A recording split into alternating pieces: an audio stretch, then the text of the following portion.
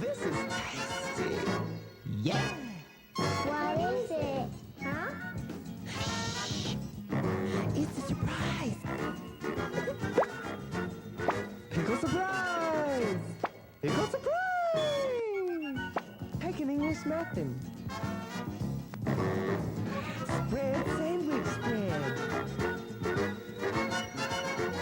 Plop the ham dusty, please.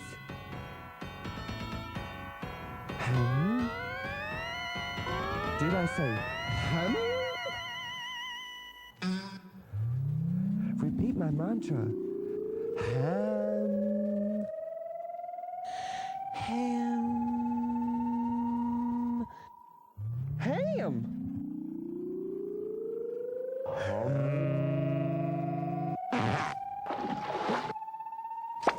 Pickle surprise! Hi, darling. Honey casserole. Oh, Mary. Hello, Where's the pickle? That's the surprise! Pickle surprise!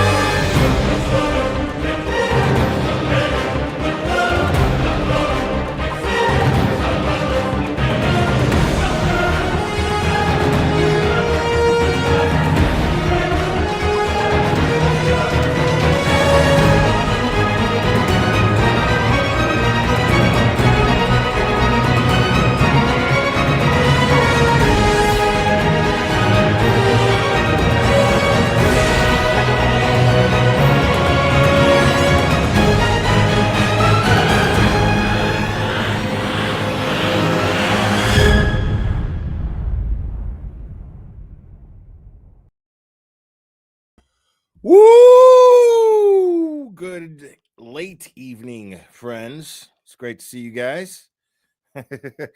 Here, I got a little secret to tell you guys.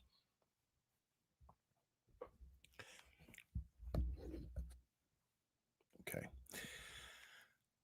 I don't give a fuck about recordings. Unbelievable. So crazy. It's so taboo to sit here and say that I don't give a fuck whether or not Turtle Boy recorded Karen Reed, whether or not Karen Reed recorded Turtle Boy. I don't give a fuck. I don't care. Such a crazy concept. I mean, like, just, I don't care, dude. I don't understand, like, why this is such a thing. You know, like, I get that it's illegal, but not giving a fuck about it, in my opinion, does not condone the behavior.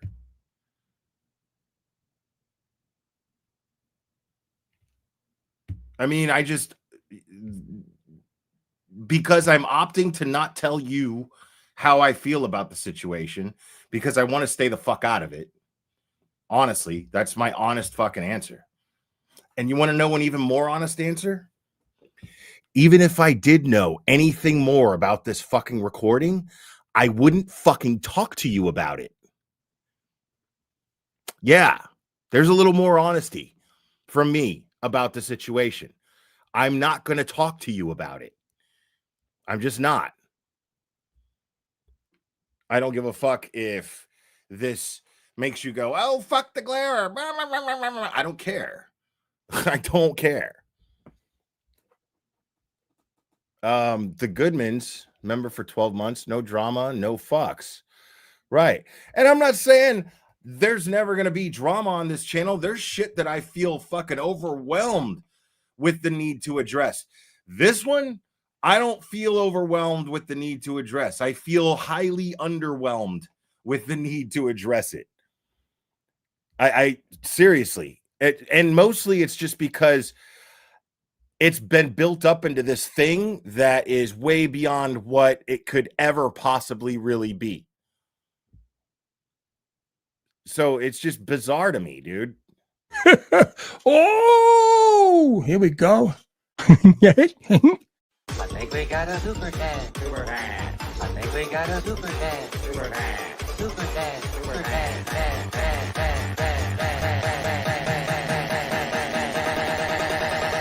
I think we got a super cat. How dare you? I'm a ditzy girl, okay? I agree. Who cares? Other stuff to talk about. And you know what's funny? I don't have anything to talk about. I was in Aiden's chat and just chilling, hanging out with everybody. And thank you, Decline. I appreciate it. And thank you. I'm a ditzy girl. I appreciate it. And the Goodmans gifted a membership. Thank you.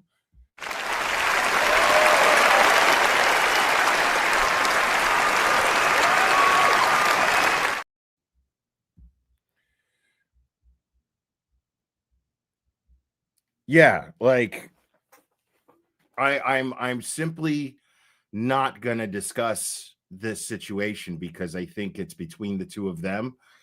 I think there are legal issues that could be involved, and I don't want to have anything to do with that because of possible legal issues that may or may not ever be involved. I have no idea. I don't know. So yeah.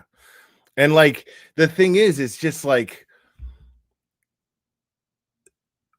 the whole like I still haven't listened to them. I still don't know what's on them.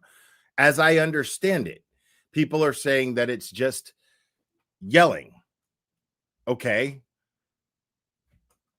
So like I feel dirty just listening to fucking Joe Flipperhead and Olivia shit. Only because I respect Olivia very much, and I even like Joe Flipperhead to some degree. Now, obviously, this is a guy who, in that recording, showed massive red flags of someone who is capable of being abusive. He was definitely being verbally abusive towards Olivia. Now, was he calling her names? Was he, threatening her in a like her physical well-being? No, but you don't have to be doing that to necessarily be threatening or to be scary or to be abusive. You don't have to be doing all that. Like, you could just be a guy who, make no mistake, Olivia didn't know that she was being recorded. So she wasn't putting on some sort of act for anyone's benefit here. In that recording, she was simply trying to make sense and reason with someone who could not be rationalized with. He was being very irrational. And the thing is fucked up part is like, I get it. I get his frustration. I think that he got too excited, too fast about someone on the internet, and he let himself spiral. That's all that I think happened. And that could happen, man. That could happen to somebody who's just having a hard time. They might not even have mental issues. They might just be struggling with mental issues at the time. You know what I'm saying? Like, at the end of the day, it's between him and Olivia. And what it seemed like was Olivia was simply setting boundaries, and he was giving her more reason to set those boundaries and have those boundaries in place. And so she stood by her better judgment and was like, you know what, dude? Nuh-uh. This isn't going to work. And that's why when I listen to it now, I'm just kind of like, ugh. And I'm not, like I get Aiden's reasons for playing it because this dude fucking attacked Aiden and accused him of illegal wiretapping. And this dude of all people illegally wiretapped Olivia while accusing her of not being a real person after. Well, I don't know about after. I don't know when that phone call took place, but like I know for a fact that like what I posted today, I reposted the Bederow post addressing it. The Mighty Mark Bederow posted, this is the thing. Olivia Lamb is a very real person. He knows it for a fact because they have Zoom calls. Like the thing that you have to understand is you have to look at certain things like between the lines kind of shit, right? Between the lines kind of shit is Flipperhead was the one recording without Olivia's knowledge. So he's the one that was holding back because he was the only one that thought that someone might hear it at some point, because why the fuck else would he record it? And he believed that he was the victim in the situation. So much so that he even still believed it later on when he decided that he didn't give a shit that Turtle Boy shared it, talked about it. He didn't give a shit that Jess Machado would release it. He thought he was going to come out and show the world. You know what I'm saying? Olivia didn't even know she was being recorded. So she wasn't acting in any way to anyone's benefit but her own, in the sense of I'm trying to diffuse this. Like, I don't know how unstable this guy is. He's already called my parents at 3 a.m, and he is acting crazy towards me on the phone. So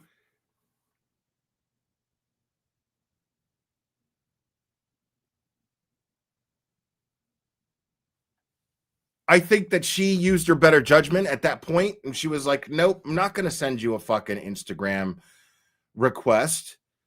No, I'm not going to send you a picture of my driver's license, because why would I do that with someone who is acting this way?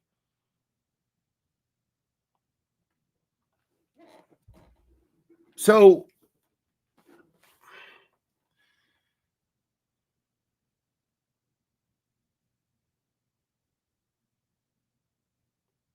and I'm not even looking for him to be embarrassed by it, like, honestly, I'm just right now anxious and annoyed that this is where we're at right now.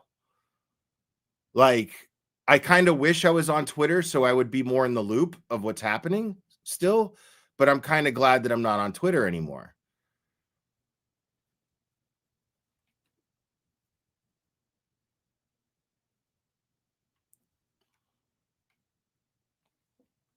So, what's up, Microdots? It's good to see you, buddy.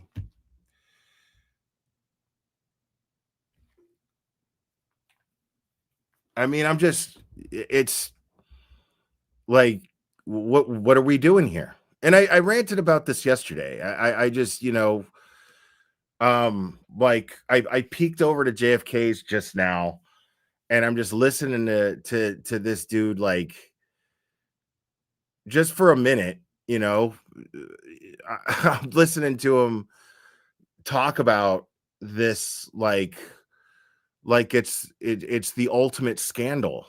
I don't know what to fucking say about it, man. Like, it's wild.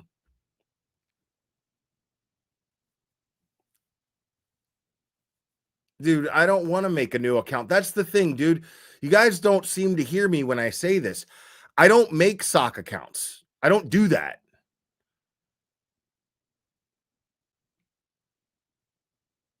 Like, I think I made a sock account for Facebook, like, or for or to troll Critical K or something like 5 years ago.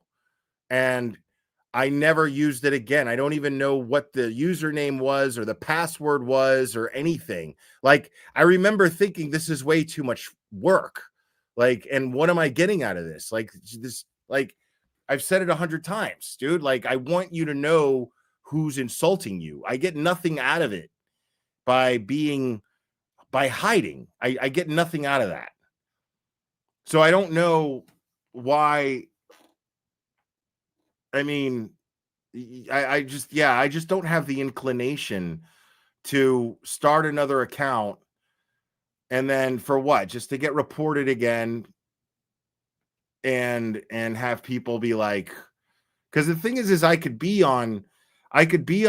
go on Twitter right now and it shows up following 0, no followers, but the usual people will pop up on my feed. So sometimes I can still see what's happening, but not really. Because like it's my algorithm where these things pop up. So some of the people that I followed, but I mean, it's the first thing that it says here. Look. Your account is suspended, and it is suspended permanently. Your account is permanently in read only mode, which means I can read. But look, when it comes to like, I mean, it doesn't say here, but on my phone, it'll say like 0 followers. And here's an old post. Like some of my old posts still pop up.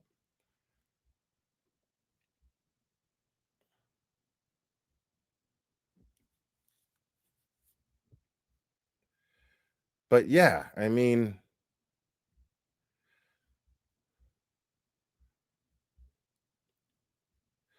so I know Mike Young Jerks went on. I know Mike Young Jerks did like the Canton Select Board thing. I might go in there and check that out because I'm kind of curious about what happened. I told somebody to fuck their mother and I got suspended. And the ironic thing is that's exactly what I got suspended for last time. And I appealed it and then I got back, but I don't think I can appeal it this time. And I'm just not really like that inclined to right now. I'm definitely not inclined to right now.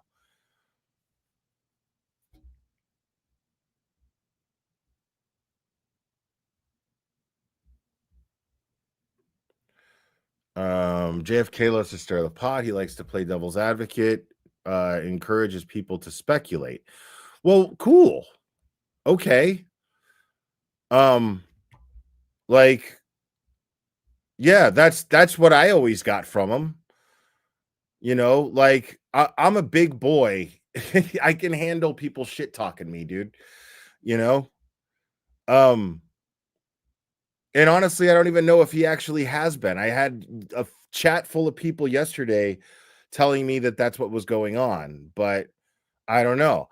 I don't know what's going on with Auntie Deb and Nan.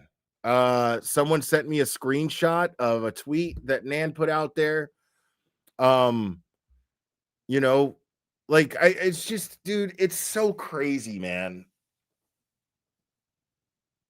Like, let me try to explain my shit here.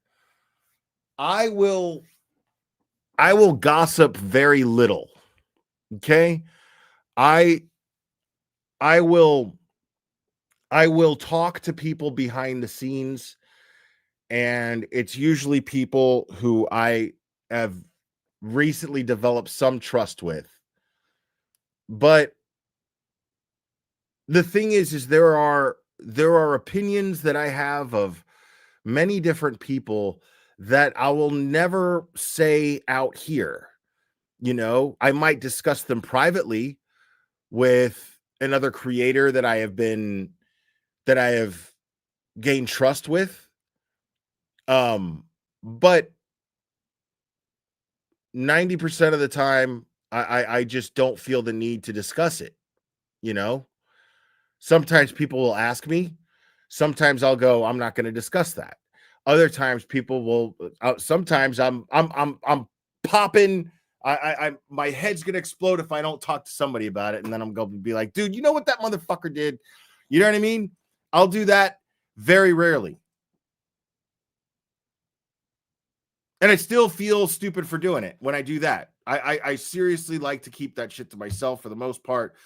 But, you know, sometimes I get a couple drinks in me, get to talking to somebody, and it just happens. You know, I'm human. But yeah, like, you know, my point being by saying that is, you know, you're going to see stuff pop up between creators. You know, and it could be stuff that's been brewing for fucking ever. And it could be stuff that just fucking happened. But the bottom line is we're all human. And sometimes we're going to rub each other the wrong way. You know, like we're not these people who are somehow morally obligated, even though this seems to be the consensus among a lot of people. We're not morally obligated as creators to behave a certain way and set some sort of example. We're not.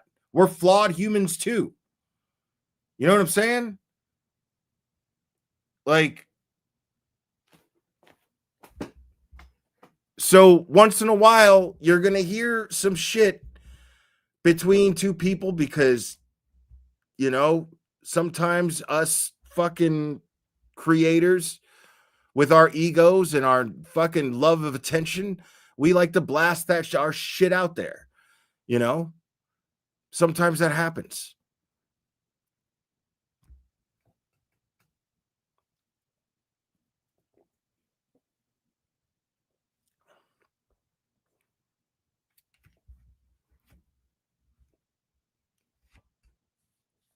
So, you know, like my point being is like this stuff with Nan and Auntie Deb, that doesn't surprise me, but I have no opinion on it.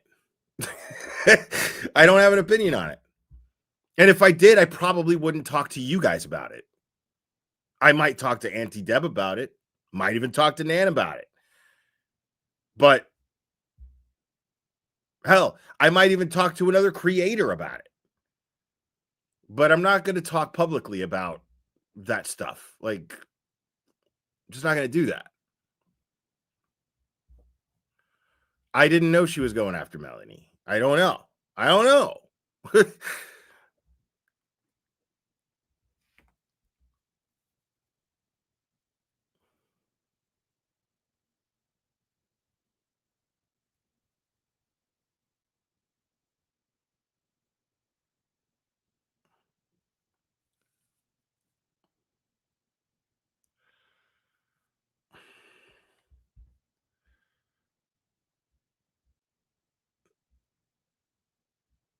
Dude, I mean, I would just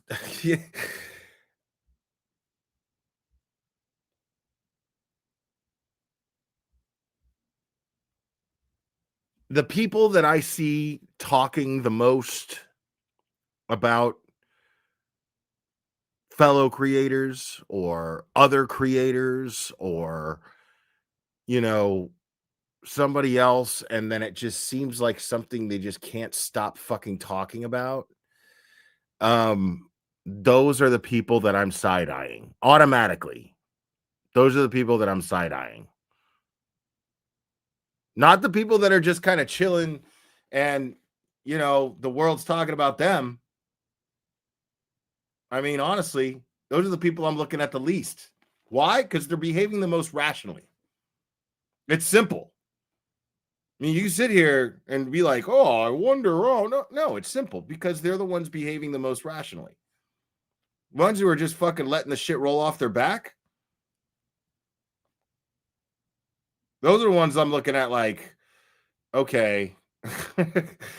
They don't seem to be so loud unless they did something that was just so fucked up that they just that they just disappear and don't fucking, you know, like I get that too. Some people just do end up doing something so fucked up that they're just ashamed. Like the one dude who what was that shit that was happening? The guy who was like dating Miss Shorty or something, you know, like whatever that shit was all about. But yeah, that dude turned out to be a really sick fuck.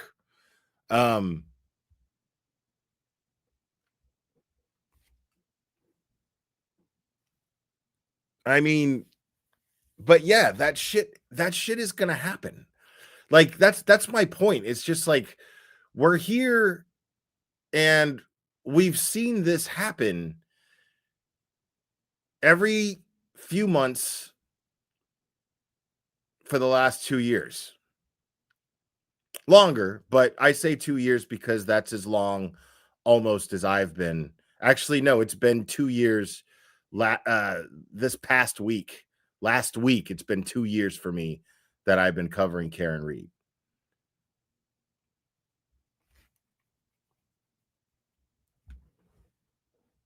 So, I mean, okay, she has receipts about I don't fucking know why people do the shit that they do, man. I don't fucking know.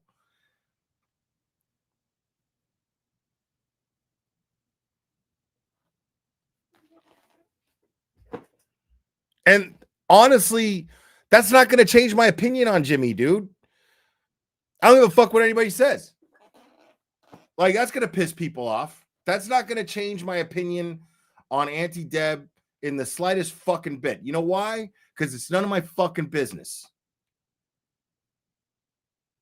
Like, you think if I found out that fucking John Barron was Auntie Deb, somebody who has been trashing me all over the internet left and right as much as they possibly can, you think all of a sudden I'm going to be like, oh my God, Auntie Deb is this horrible fucking person.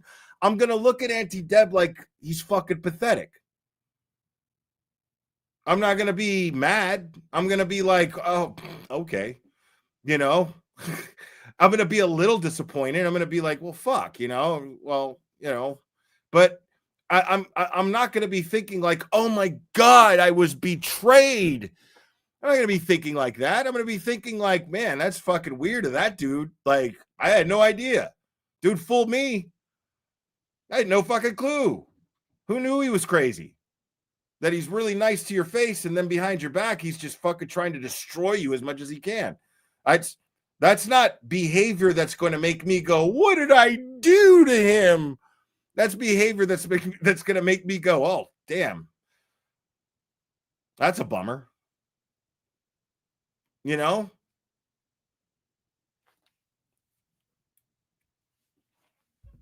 I'd be fascinated. I'd be like, wow, dude, the dude was like awesome right to my face so many times.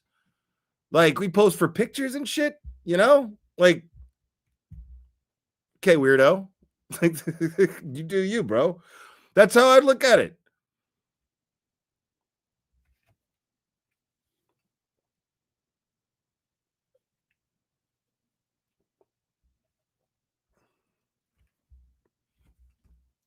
Dude, the internet, dude, is fucking crazy, bro.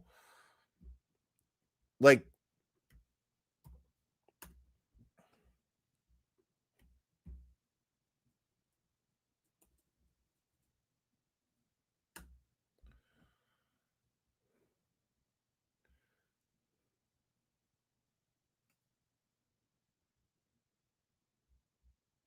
oh, someone stole my idea. Look at this. Well, actually, no, they didn't. Oh, well, that's fucking crazy. Okay. Because it's the 30th. I posted something very similar. This came up on my feed. And this is the first time I'm seeing it. I was like, somebody just fucking stole my fucking idea for a post. But they actually didn't. Okay. So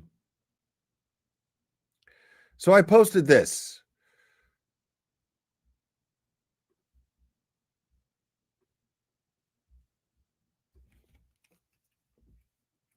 These are the people you argue with on the internet. Okay. This is called a bot farm. Okay. This is called a bot farm.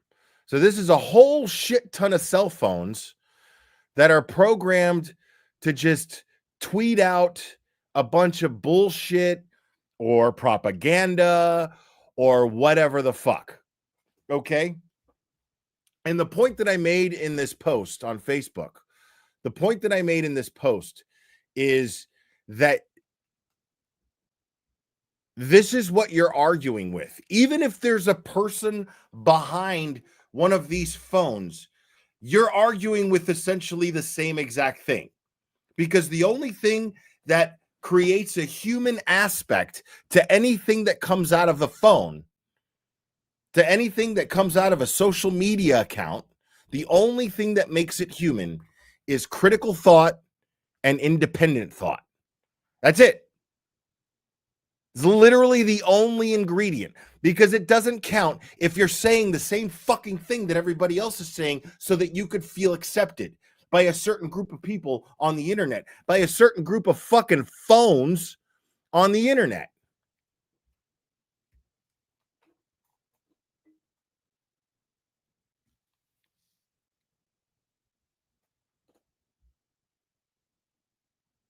And I take pride.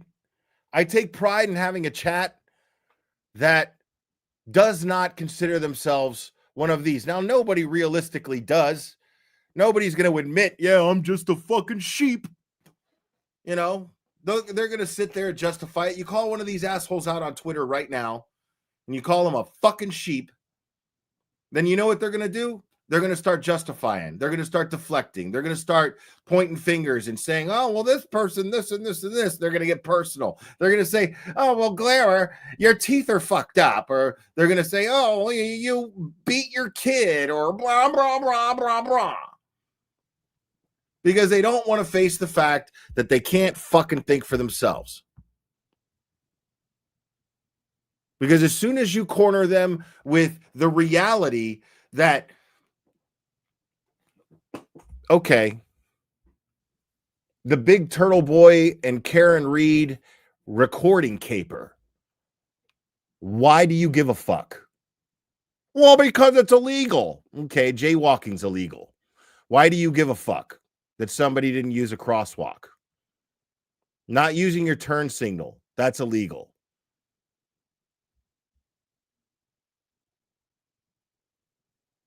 Shoplifting a candy bar, that's illegal. Guess what? I don't give a fuck when I hear about somebody doing that.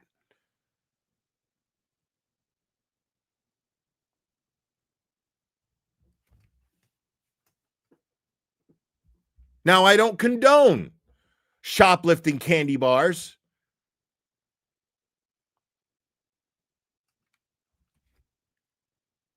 And yes, an invasion of someone's privacy is a touch much more than stealing a fucking candy bar.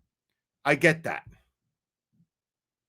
But again, it is not my business.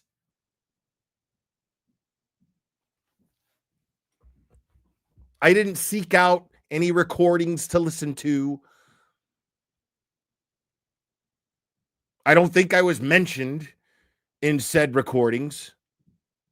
I don't think these recordings in any way somehow incriminate me in some way or make me seem like I don't know. Whatever the fuck people get upset about people saying about them, get upset about. But the fact is that unless these things happen, and even still, it would depend. Even still, it would depend. Anybody who's been following my channel knows that I have said over and over and over and over again that what people feel or think about me is none of my fucking business. So even still, I'd be like, okay, did somebody record somebody without their permission? Okay. Does somebody have a right to be mad about it? In my opinion, okay. But beyond that, the fuck's it got to do with me? The fuck's it got to do with you? I love the person yesterday who was like, oh, if we donated money, then we have no, bro, you didn't purchase full disclosure of people's personal shit because you gave them money, because you supported something that was just.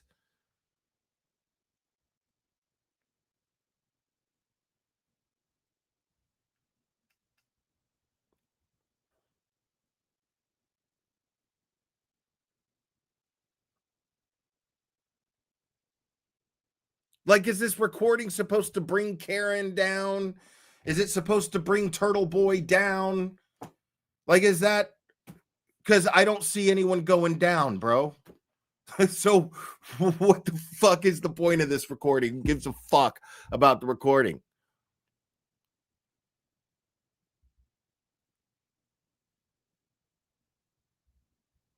Now, let me ask you this. Let's say, hypothetically, on one of these recordings, because it's a bunch of like fucking different ones, right? I don't even know.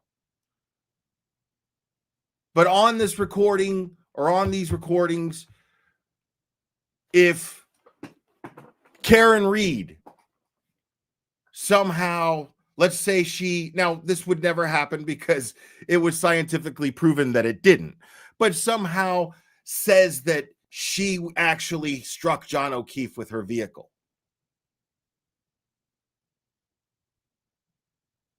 What if she admits this on that recording?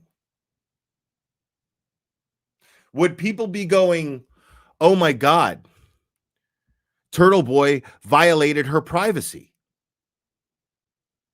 If Karen Reed recorded Turtle Boy and he admits that he he assaulted fake victim in some way, right?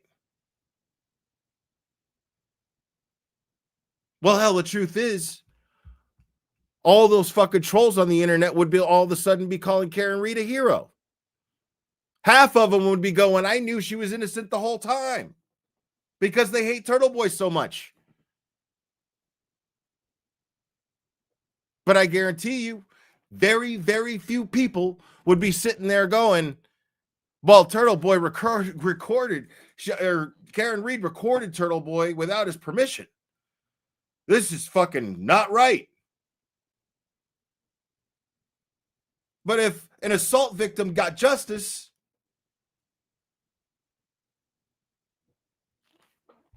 you see what I'm saying? This isn't a question of whether or not Karen Reed or Turtle Boy did anything wrong. This is a question of why do any of you give a fuck? That's the question.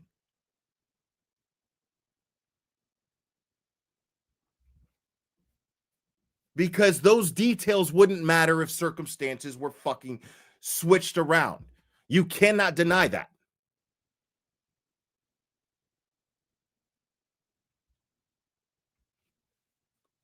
These circumstances that everyone's using as an excuse to justify their nosy bullshit wouldn't fucking matter under those circumstances, would they?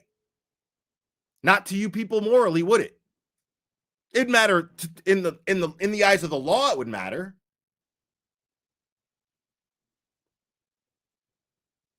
But it wouldn't make a fucking difference to anybody who hates Turtle Boy if he were to say something that incriminated him in a crime that he has been denying this entire time.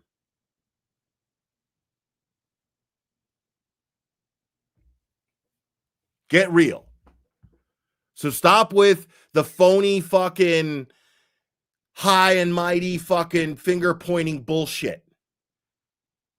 Because I see through it. And it's a bunch of motherfuckers doing it. And I mean a bunch.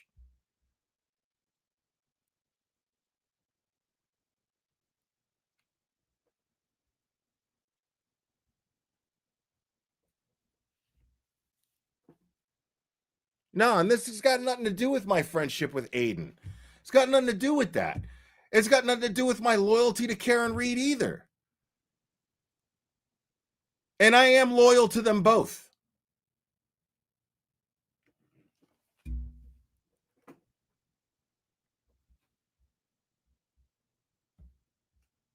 To Strikers, hyperbole, and flummoxications.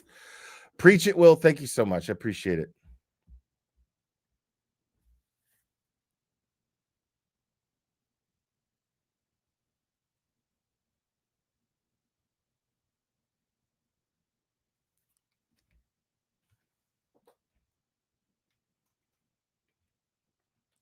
And if I was ever put in the middle of the two of them,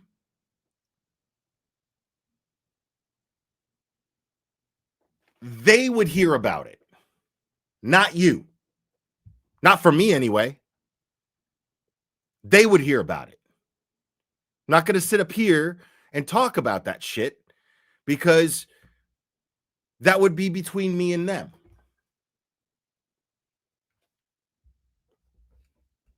It's just so wild to me, dude. It's just so fucking wild to me that like that that a part of me feels almost like a fucking alien because I think this way. You know what I mean? Like, it's crazy.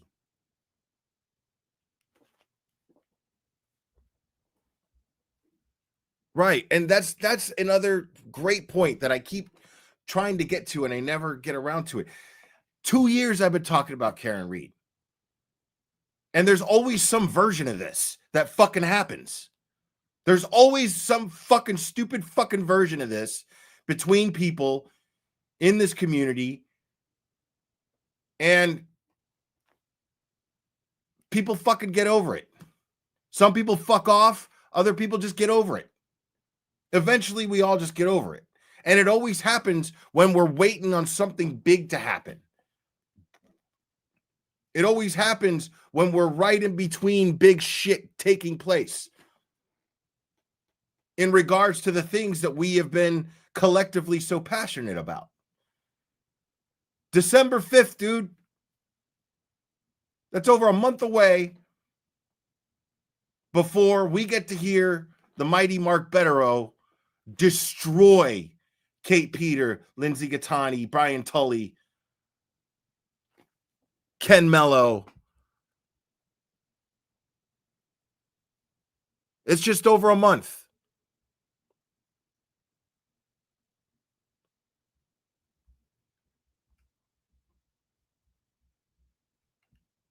And we're talking about fucking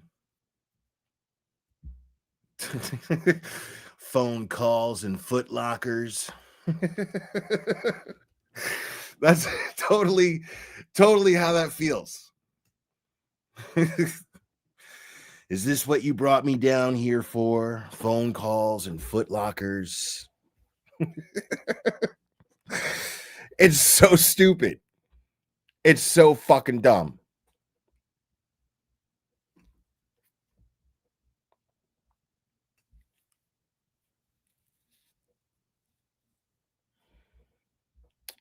I never watched The Loophole Lawyer.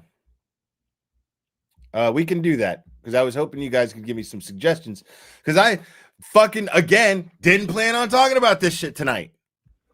But I didn't have nothing to talk about and everybody was in the chat talking about it. So, fuck it.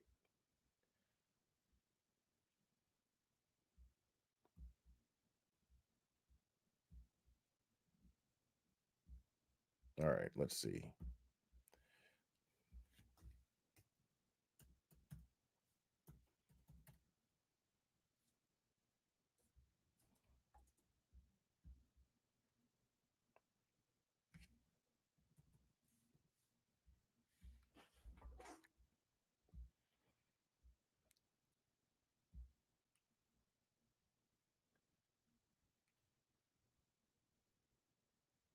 So what are we watching the Bederow thing, or are we watching the Donna Adelson thing? You said the latest one. The latest one is the Donna Adelson one. But Bederow, he reviews Bederow's appearance on Lawyer You Know, which I did not catch. But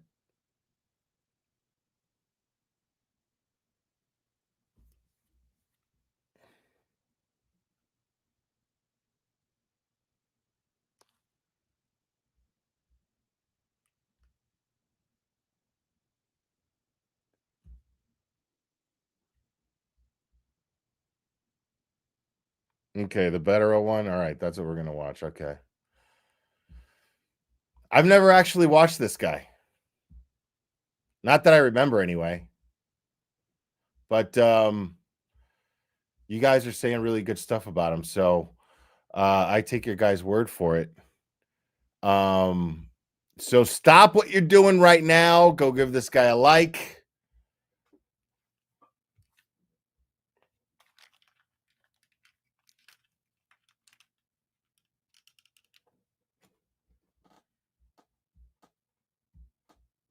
It's this guy than there even is against Karen. Why did you say, listen, I didn't do anything wrong with this? Higgins is doing something at that bar 30 minutes before John O'Keefe is allegedly killed. There is a conflict between Higgins and O'Keefe. There are weird text messages between Higgins and Karen Reed. I kissed gay Jeff. Including that night, and between Higgins and John O'Keefe. Are you coming here? Followed by 3 question marks. They didn't sue any of the lesser people, if you will, that were inside the house. The most obvious omission was Colin Albert. Fuck you, KO, bang, bang. Only because of some of the things that have been alleged about him in the past. Was that your statement or not? It was my statement then, but I've thought about it, yes. And you've changed your statement somehow? What did you think about who they sued, who they left out?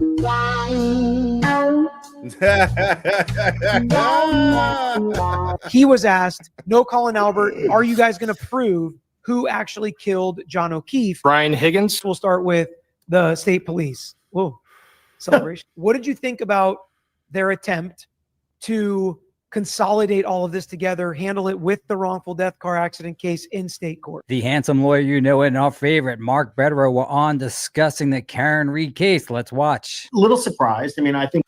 Okay. Oh, man. Hold on. Oh, here we go. I think we got a super cat. Super cat. I think we got a super cat. Super cat. Super cat. Super cat.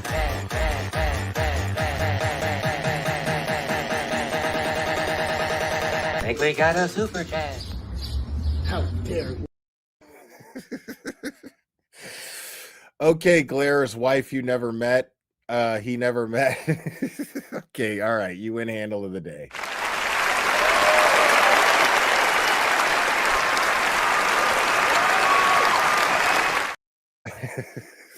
Fuck. I'm gonna regret reading this out loud.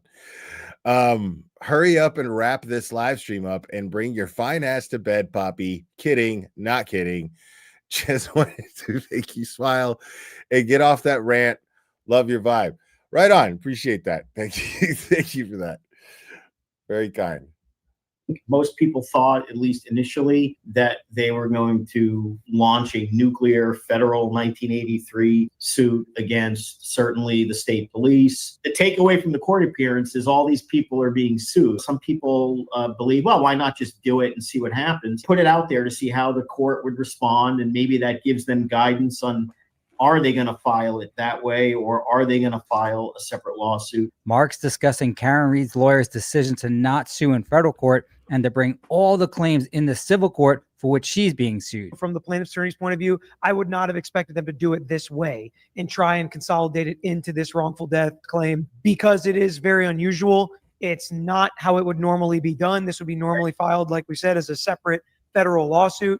I understand the argument of all the facts are inextricably intertwined. And for Karen Reed, this would be much more judicious to handle it this way.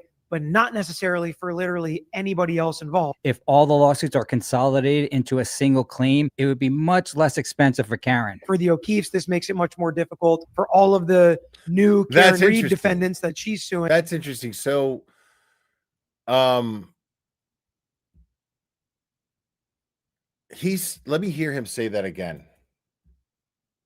Issues to handle it this way, but not necessarily for literally anybody else involved. If all the lawsuits are consolidated into a single claim, it would be much less expensive for Karen. For the O'Keefes, this makes it much more difficult. For all Okay, so that I would love to know why she's choosing to do that. of the new Karen Reed defendants that she's suing, it makes it more difficult to come into this case as well. Can you think of what reasons why Karen Reed's team would want to do it this way in state court versus federal court, and then vice versa for the other side? If they're able to drag, I mean, Proctor is a perfect example, into this, not only are they alleging that he committed all of these civil rights violations and, you know, we should be compensated for all of that, but it goes part and parcel to her defense in the civil action. If she didn't cause John O'Keefe's death, then she can't be accountable for it. If they introduce evidence that, you know, Proctor planted this evidence. Access granted, Brian Higgins, booking to Sallyport, booking to Sallyport. In the first trial, we made the major mistake of believing it was Proctor that planted the evidence. Now we know that it was Chief Berkowitz, who has since died, an old Higgy Bear that conspired to plant that evidence.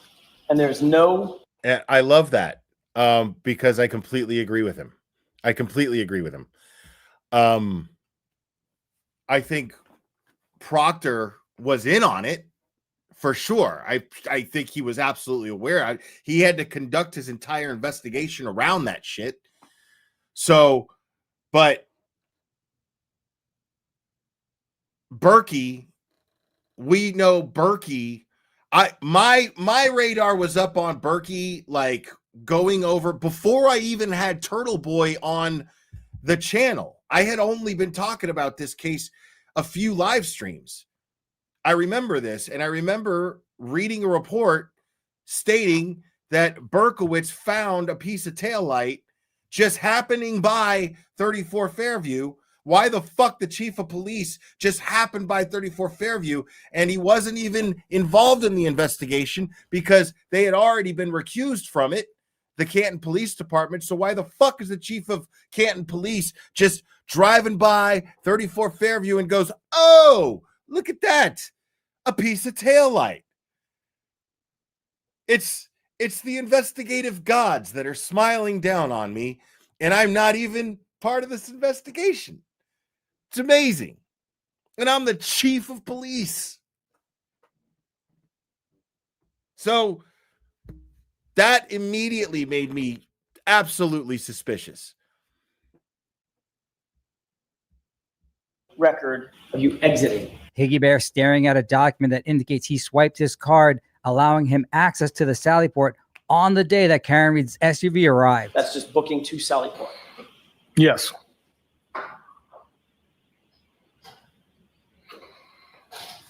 I don't.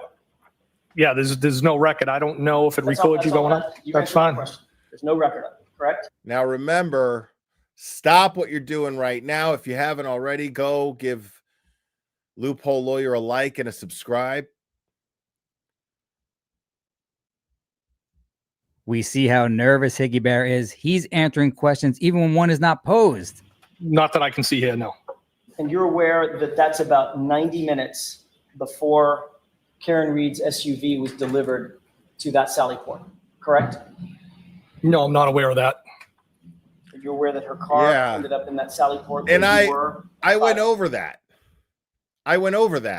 There was a guy called Mass, I think it's Mass Accountability. I'm pretty sure. It was one of these police auditors. And he brings up this, I mean, months and months after the fact. But he ends up sharing on Twitter and tagging me on it that there was this footage of him that he captured outside of the courthouse, and Berkowitz's son pulled up in a cruiser that the inspections were expired. The inspection tags were expired on it, and it was missing the entire taillight well. The entire taillight was missing out of the taillight well. Like there was nothing there. It was just absolutely bare. And then he says that he could see it inside the vehicle.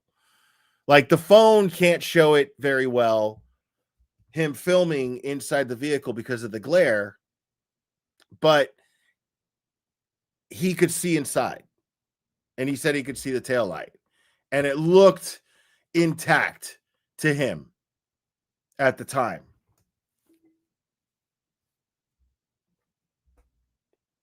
But there's no proof. And it's a bit of a stretch, but it's still quite a coincidence that Chief Berkowitz found that taillight after this, well, not after, but Chief Berkowitz found this taillight, and this taillight, well, it was missing. But again, the thing is he was saying that it seemed intact when he looked at it. So I don't know. I'd have to talk to him again about that. But ever since then, I don't know. That dude has kind of been, I think he's butted heads with Aiden quite a bit. I don't know what the deal is with that. But the only thing I remember Mass Accountability from is, and I'm not crazy about these police auditors. Like, I think it's necessary what they do to a certain degree, but I think a lot of them just harass cops for content. And I'm just like, why are you doing that? Leave them alone. But I didn't see him do that. Maybe he has, I don't know. But I know that he got that very, very interesting footage of Chief Berkowitz's son driving around in a cruiser that was expired from inspections and missing an entire taillight from the well of the taillight. So, that's kind of crazy, especially since Chief Berkowitz found pieces of taillight in front of 34 Fairview, like a few days after the unfortunate demise of Boston police officer John O'Keefe. Yeah, and what about the fucking sneaker in the snow? Listen, I'm leaving that shit alone, dude. I got words with AJ about that shit, but I'm leaving that alone because David Yannetti, the cerebral ninja, set me, like, kind of put me in my place while I was while I was in the chat on Defense Diaries. And he was just like, dude, there's a civil case. Nope, not doing it. But it was funny because it was kind of like as if he knew that I was raising a lot of questions about this shoe, and I was making a big stink about it. Partly because I kept joking about it last time I was up there. But he was just like, yeah, nope, I'm not doing it, Will. That's not gonna happen. There's a civil case coming up, and it makes perfect sense because that tells me, listen, that was satisfying to me. That answer was very satisfying to me because it told me that I could still get the answers that I want in regards to this fucking shoe. Okay? It gave me hope that there's still a chance to get justice, to get my dues, okay? When it comes to my justice that I need about this sneaker. Okay? Into the glare of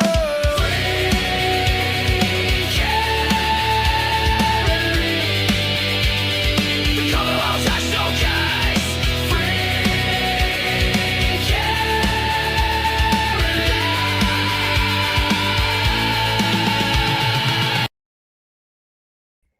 And I know that Bob has my back on this because it didn't come up in either trial and it was right in everyone's face. What could be more egregious? What could be more misleading than that? And what could be more important? Exactly, Bob. Exactly. Oh, look at that. I got a Venmo. Thank you so much, Debbie. Thank you for the incredible support you give Aiden and Karen. You are loved by all of us, other than Cherry, maybe. No. Yeah, Cherry loves me. Don't worry about that. It's just her way. 36. I'm aware her car ended up there, yes. You and Chief Berkowitz were moving in and through, at least in some parts of the day, in and through Canton PD together, correct? At some points we might have been together. We weren't together all day. Do you see the way Higgy Bear answers a tough question compared to when Colin Albert does? Were you threatening Advantage Boys guys, whoever they are? Yeah, kinda. Were you threatening them with violence? Kinda, yeah. It's so obvious that one of them is guilty. Matter of fact, he was also in the Sallyport around the same time you were, correct? I don't recall that, no. The last time you're logged into the Sallyport. I love this guy. Not because I like his editing is really funny. But I love this guy because if he's an attorney and he's up here saying these things, I love him for the same reason that I love Larry Foreman. He doesn't give a fuck. I love him for the same reasons I love Melanie Little. I love him for the same reasons I love Mark Bederow. He doesn't give a fuck. He will sit up there and he will say, yeah, fuck these people. Like one of these motherfuckers did that shit. I love that. I admire that. Because I don't think why is it a problem to express your opinion? You know what I mean? Like the facts are dictating it. So what's the problem? You know? He's not playing it safe. And I like that. I respect that in a law tuber. It's 4:07. Do you remember seeing Chief Berkowitz at Sallyport at 4:14? No, and if that says that I'm logged, that could be me cutting Mr. through. Higgins, all I'm asking you I'm not asking you what you did. I'm asking you where you were. I don't know where I was at that specific time. Well, you walked into the Sallyport. We know that. If I walked in, Correct? Cutting through, yes. Right. Was Chief Berkowitz in the Sallyport at 4:14? Not that I recall, no. Was he there at 4:30? I don't remember ever seeing him in the Sallyport, no. Was he there at 4:33? I don't remember ever seeing Chief Berkowitz. Now, remember, he's lying right here. I mean, What's in the Sallyport? At 4:50. Finally, was he there at 5:36 and 37 seconds at the same time Karen Reed's vehicle was delivered? I don't remember. Old Higgy Bear was just so certain that he never saw Ken Berkowitz in the Sallyport with him. Then all of a sudden, he doesn't remember. Did you tell those law enforcement agents that you saw Brian Higgins and this is what I was about to get to. Deaver, because her testimony, her grand jury or her FBI statement anyway, says way different. Berkowitz go into the Sallyport together and alone with the SUV for a wildly long time. That was my recollection at the time. So you did say that? At the time, that is what I recollected. And thanks to Officer Deaver, we now know it was Kenny Berkowitz and old Higgy Bear in that Sallyport breaking off pieces of that taillight, which will eventually find its way to 34 Fairview. Leave Kenton PD until close to 6 p.m. Isn't that right? I mean, homeboy's just spelling it out, dude. I love that shit. I don't know. Like, in case you're stupid. You know what I mean? Like, in case you're stupid. You got this lawyer who's just like, this is like he's breaking down the timeline right now, like for like anybody who might have a hard time processing what's happening right now, which is just okay. Higgy just said he didn't remember. It's a goddamn lie. Deaver says that they were in there for a wildly long time. Which they were breaking that fucking taillight. They were breaking that fucking taillight right there and then. Like, let's not fucking be coy about it. That's what they were fucking doing. They were in the fucking Sallyport for a wildly long time, and they were breaking taillight.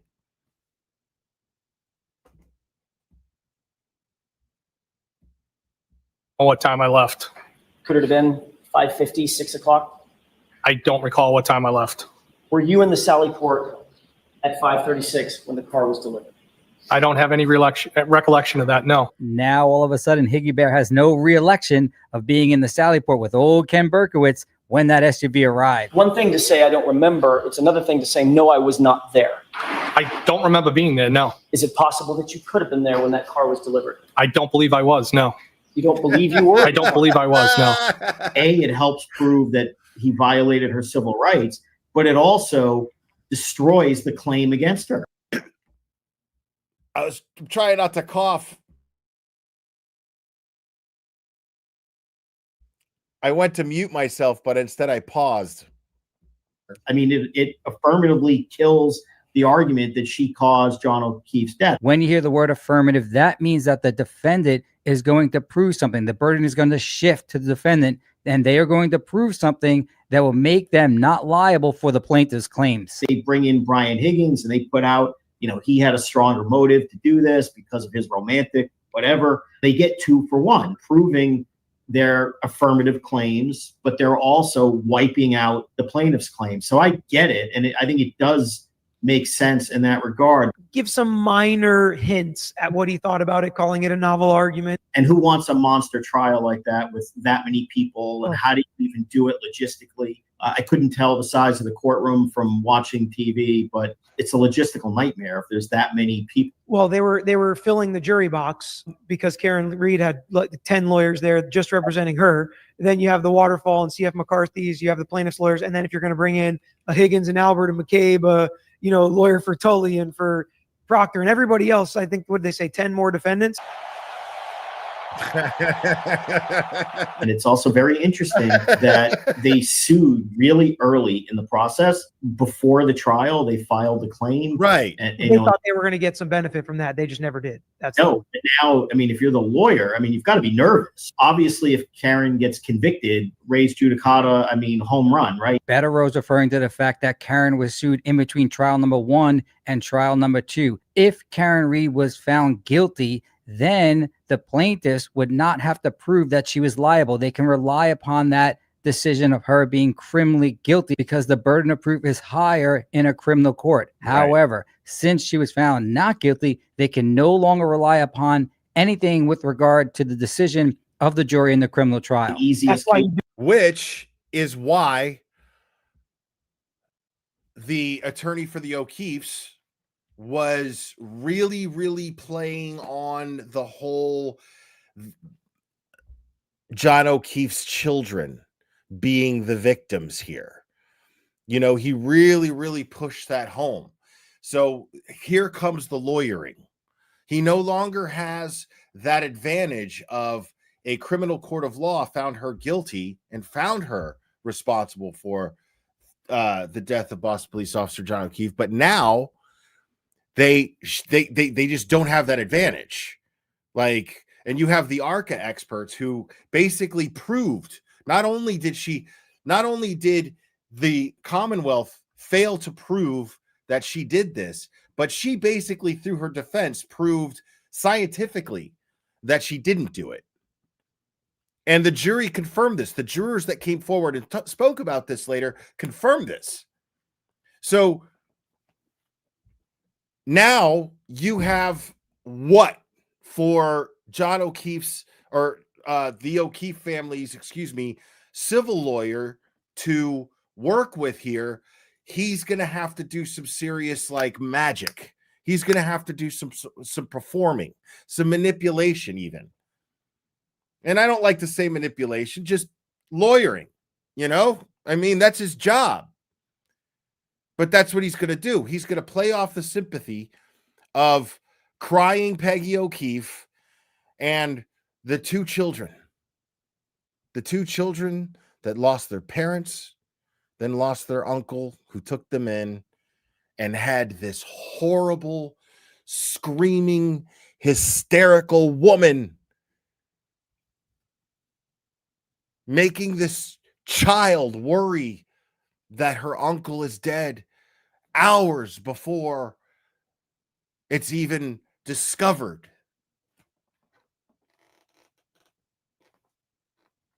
It's all he's got.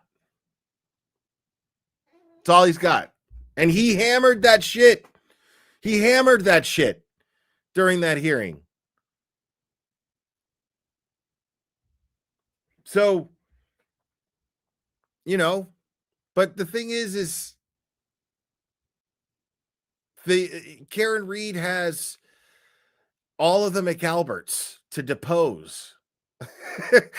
And not just them to depose, but I mean, they could present their case with the ARCA. Like, why are we even here? Like, that's going to be her best defense in theory.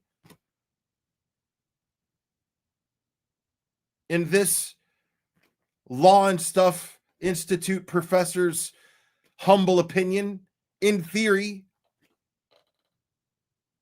that's what they got. In theory, all they have to do is go, this is a moot point because Karen never hit Boston police officer John O'Keefe. That's it.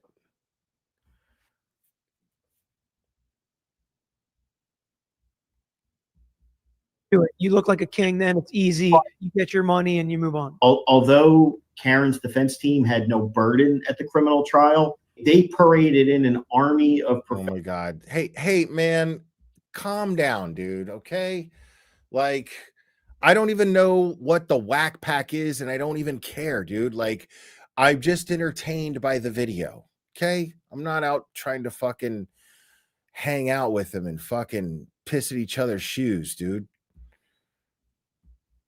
Professional people, engineers, medical professionals, and they kind of proved that they're scientifically and from an engineering standpoint that what's going to be the plaintiff's theory and what's the prosecution's theory doesn't wash. The prosecution in the criminal case gave it their best shot. They got clobbered in trying to undo the medical and engineering testimony, and they spent what amounts to $500,000 on an engineering firm that made a clown show out of this, and that was the best they could find. So, I mean, what are the O'Keefes going to do in a civil context? And they, they're going to have to put forth what a lawyer is, all the resources, hoping for a payday. And I mean, it's a little shade, but it's really funny. But it's there's like a little hate there, and it shouldn't be, but it's pretty funny. I'd be concerned. If the O'Keefes retain their attorney on a standard contingency basis, that means the attorneys are going to have to pay for all the experts. And there's a chance if they win no money or they get nothing in settlement, they're going to lose out on any money advanced on behalf of the O'Keefes. As a matter of financial business. What did you think about who they sued, who they left out?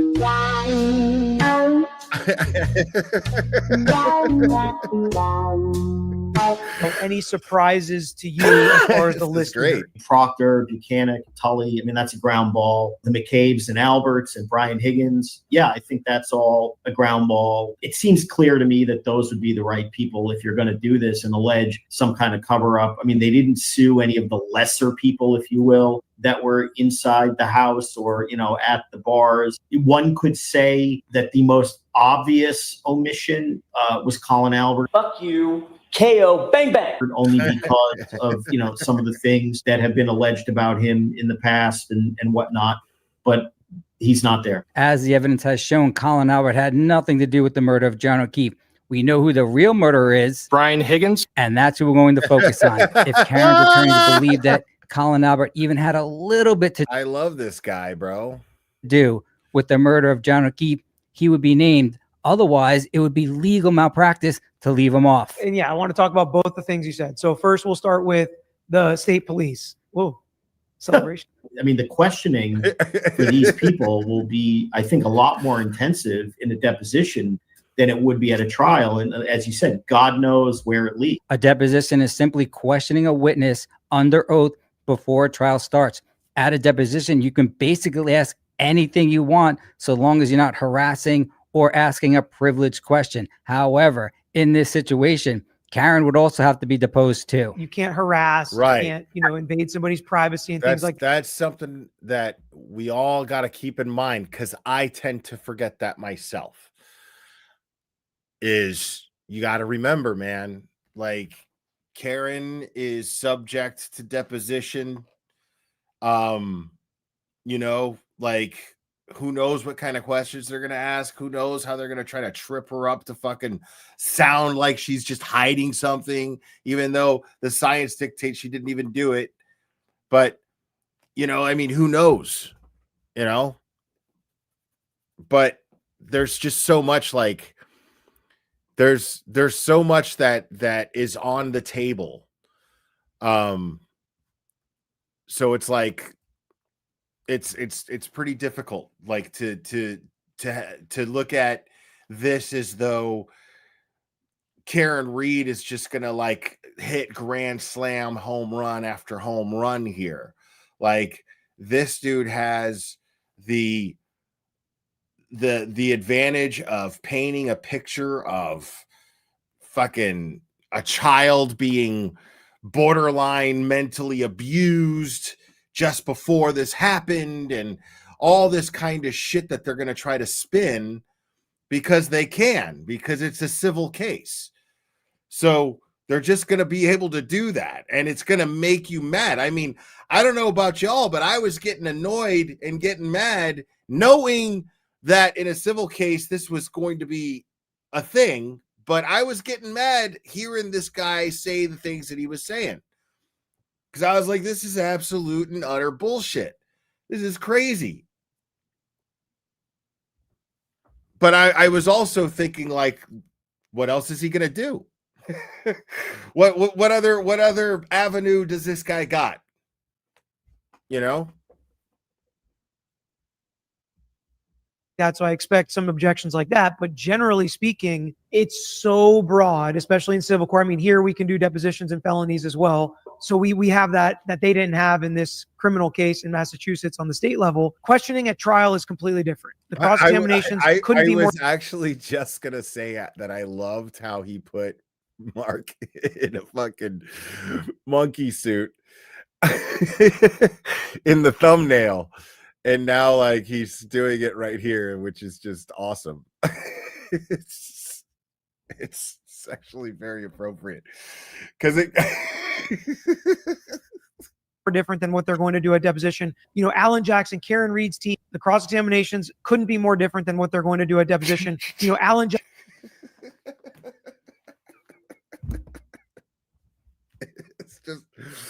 It's just so funny. Cause like I show up, dude. Listen, dude. I get to overthinking. Like, I almost fangirl myself when I'm gonna hang out with Mark. Kind of like Nurse Kim, you know? Like, I do. Like, I'm not gonna lie, because he's just like the coolest dude in the world. And like, so I show up, we're gonna eat at a nice restaurant, and I show up wearing a blazer, you know, and homie's just in a fucking hoodie. You know, and he's just always just chilling like this, you know, and we're talking the whole night, just having a good old time. But I show up like, oh man, I want to look, you know, sharp. You know what I mean? Mark is like, you know, probably thinking like, well, you know, most likely just I don't give a fuck because like I'm not in court. So like that's usually how he, you know, I'm wearing a hoodie. Fuck it, because I'm not in court. But also, like, you know, Glare fucking wears band t-shirts and shit, you know. What the fuck does he care? But I'm sitting there like shaving meticulously, want to look my best, gonna go hang out with the mighty Mark Bederow. Bederow's just like sees me coming up. What's up? And we just sit there. And then we just sit there fucking and drink and chill and talk shit, man. And like it's the cool thing about him is that what besides the fact that he's just so brilliant is that he's just a very genuine guy. So like everything that you see whenever he does a television appearance or somebody's YouTube channel, he's exactly that guy. You know, he holds back a little bit because, you know, want to cuss too much, and he wants to maintain an image of professionalism, at least some degree. Of course, why wouldn't he? But he's always like, you know, like it's the same exact vibe, you know, because he's just chilling, he's just talking, you know what I mean? And Karen Reed's team will be taking the deposition of Proctor. It's not like Proctor's lawyer takes the deposition and then Karen's lawyers cross. No, the opposing lawyer is the one that takes the deposition, asks all the open-ended question. He was asked, no, Colin Albert, are you guys going to prove who actually killed John O'Keefe? Brian Higgins. He kind of gave a non-answer, but also kind of said no. And the reality is overwhelming evidence of credible proof that there was no collision. But that does not translate to what happened. But if they can convince the civil jury that there's not a preponderance of the evidence that Karen Reed did it, we think that there is a good faith basis that these people might have done something. That still helps prove your point, but you're not taking on that extra step of confusing the jury and making them reach a decision. And some people think that was one of the problems that happened at the first criminal trial. It certainly was. In the civil case, all you have to prove that it was more likely than not that someone other than Karen Reed killed John O'Keefe. In the first trial, we incorrectly forced Colin Albert as being the main culprit. And we also thought that John O'Keefe died after being beat by multiple people. He was only hit with one punch, and we know who threw that punch. Brian Higgins. I mean, some of the people believe that they did bite off more about, we'll tell you what happened, and that might. Yeah, I mean, this guy, dude. Oh my God, I love the way he edits. It's so good.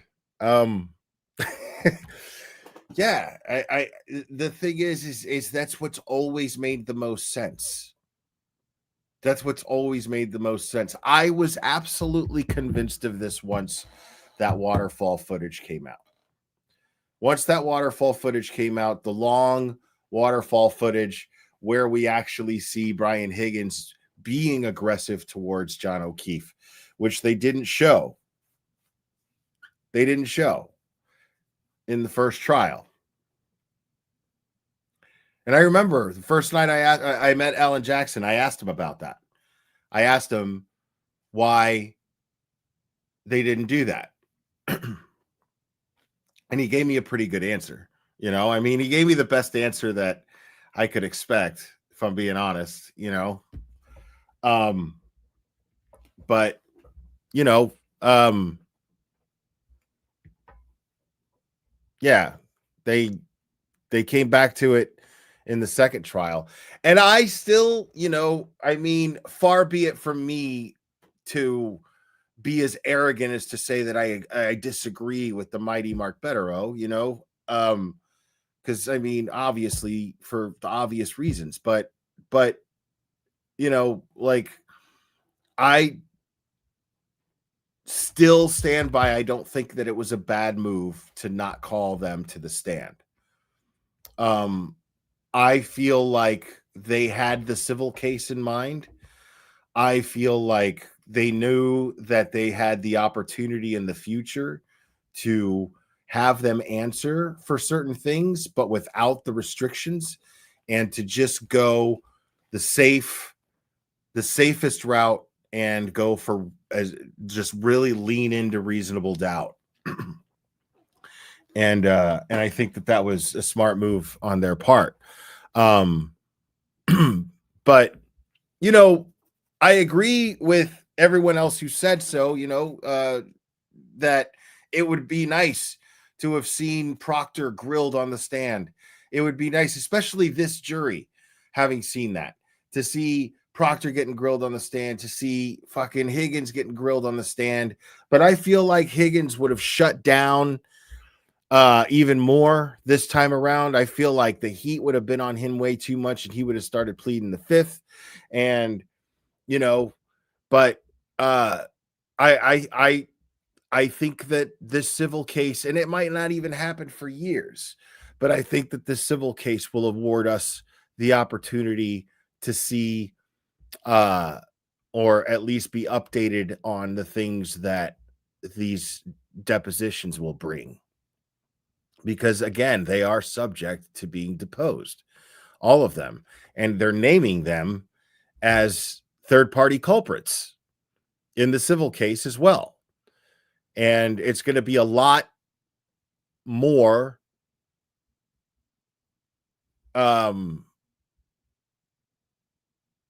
it's going to be a lot more there's going to be a lot it's going to be more fruitful with opportunity to get to the truth, I think. And I'm faithful in that. That's why I'm still faithful in getting justice for John O'Keefe. I mean, what the fuck are we doing this for? You know, if they're not at least some bit of faith that could still happen, you know?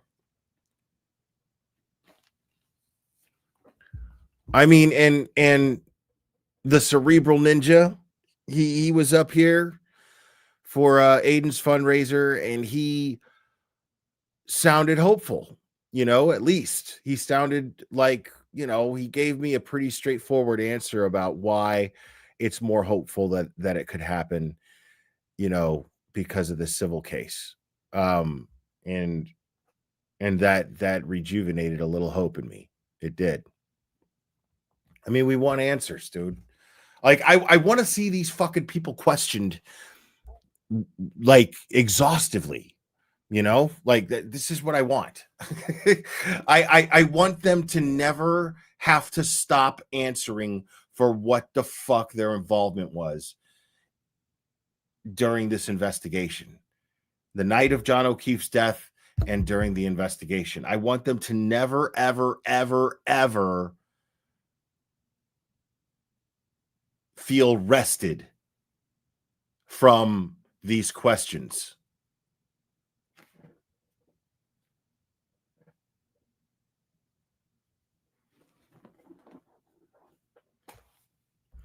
See, I don't know, but I'm sure we'll get updates on them. You know, we'll get updates as to what's going on with the civil case at the very least. But I'm with you. I'm hopeful that, you know, it's televised.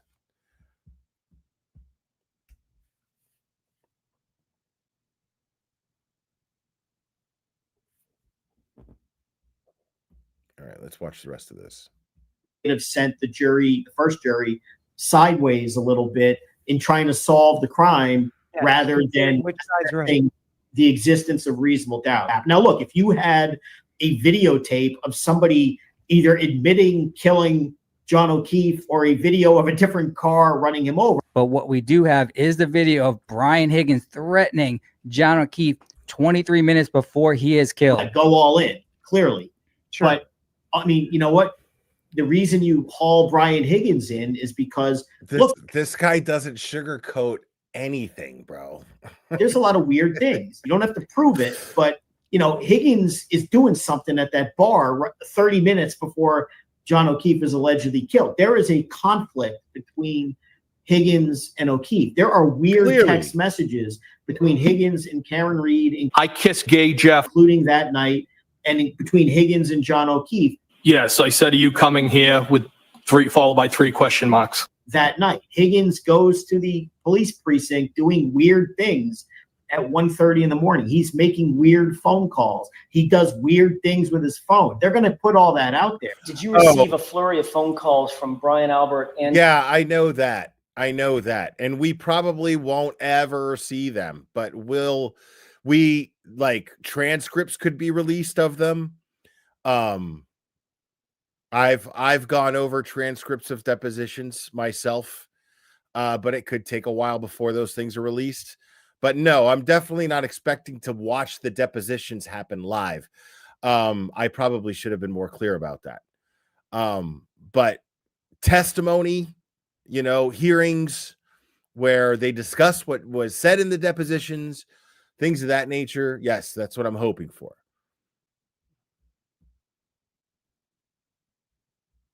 Chief Berkowitz indicating that some taillight pieces or a taillight piece had been recovered at 34 Fairview later that evening. No, I don't remember any phone calls like that. Do you remember 3 minutes later getting another call from Chief Berkowitz at 6:16 that lasted about 5 minutes and 15 seconds? No. There was a call at 6:12 that Brian Albert made to you.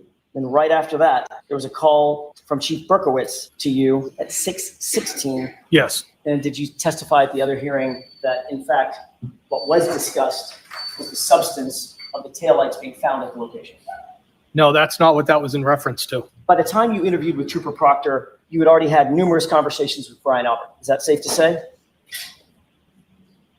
Well, the interview was with both Trooper Proctor, Trooper Bukes. Because we have studied Higgy Bear in his natural habitat, we know when he's being deceptive. And I hope now you all can see the difference between Colin Albert and old Higgy Bear when they're testifying. Buchanan.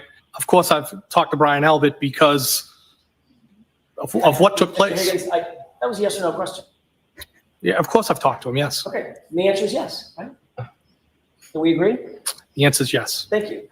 By the time you spoke with Trooper Proctor, you had already had numerous conversations with Chief Berkowitz. Is there a reason you don't want to answer that question? I don't have a problem. Objection, Your Honor.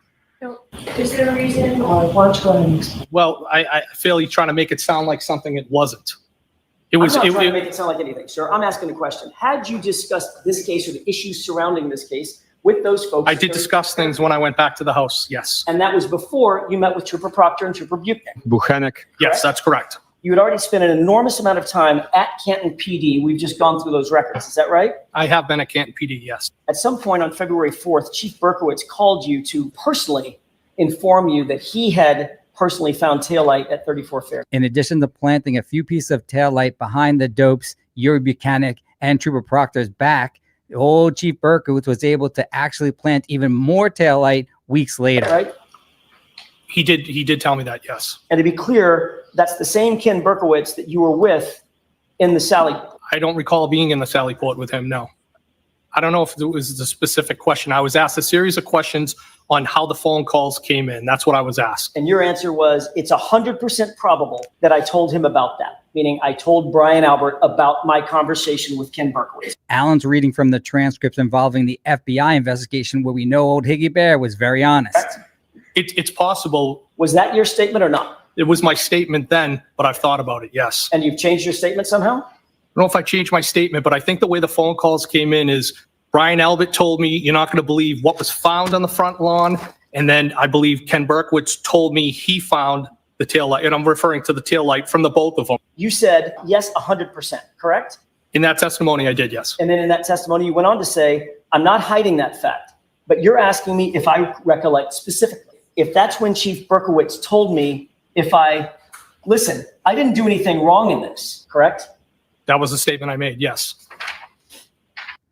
Higgy Bear is scratching his nose because he's under stress. When he was being questioned by the FBI, he became very, very defensive, showing us that the only thing thin on old Higgy Bear is his skin. Why did you say, listen, I didn't do anything wrong in this? Why'd you say that? I felt they were being accusatory, and I was trying to explain what was going on. And what I had said over that was, I believe what I said, something to the effect, I can't be 100% positive. And then when I went on to say, it's probable. But I felt like they were being accusatory, and I was trying to explain how the phone calls came in. I've had time to reflect about it after that, since that testimony. And both that information about the taillight that was found was provided by each person. I didn't provide any information to anybody. Next question. Thank you. You said, look, I didn't do anything wrong in this Logic says that. because it looks like you and Ken Berkowitz were colluding to provide information to Brian Albert. You better believe they were. Correct? Objection. Is that correct? Absolutely not correct. That's And wrong. you knew that was going to look like collusion, which is why you said, look, I didn't do anything wrong in this. But that doesn't mean they have to say it proves he did it, but it certainly supports their claim on top of the other evidence that by a preponderance Karen didn't. And you know what? This guy, there's more evidence against this guy than there even is against Karen. That was a great interview by the handsome lawyer you know with Mark Bederow. They're not stopping, and neither we, until we find the real killer, Brian Higgins, and bring him to justice. As we established in the beginning, there are only 10 potential people that could have possibly killed John O'Keefe. After we eliminated the McCabe's and the kids, we were left with just Brian Albert, Higgy Bear, and Chloe. Totally. I didn't do it. Since Chloe's a good dog with an alibi, she didn't do it. That leaves just Brian Higgins and Brian Albert. But of the two Brians, only one had the means, motive, and opportunity to. That was Higgy Bear. To kill. I love when people validate my shit, especially lawyers. I said the same fucking thing like over a year ago. John O'Keefe, and that's our old cuddly but violent Higgy Bear. This case was very simple to solve once you had all the data because there was a very limited amount of people that could have potentially killed John O'Keefe. This video, along with every single other video that we produce, is being sent to the Massachusetts State Police and the FBI, and we are not going to stop producing them until the real killer, Brian Higgins, is brought to justice. I kissed Brian Higgins the other night.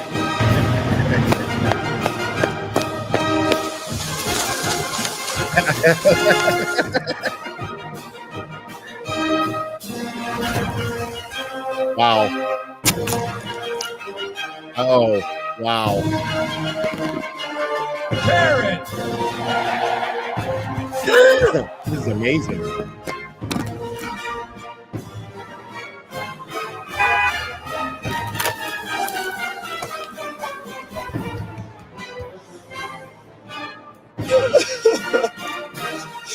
I love you, gay Jeff.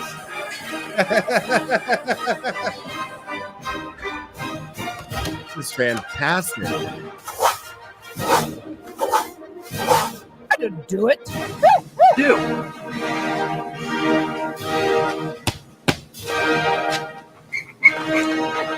Oh my God. To do with John's death. Wow. I told dude. you. I didn't do it. That is amazing. Hold on.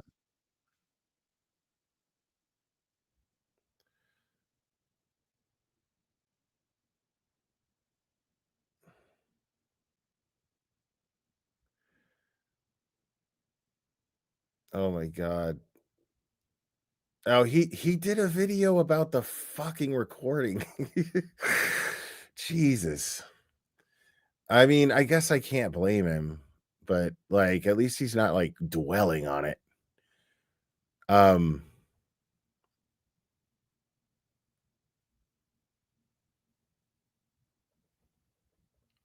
trying to find the one where Higgy chases Turtle Boy.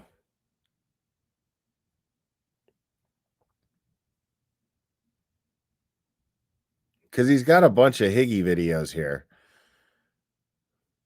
Like he's got a bunch.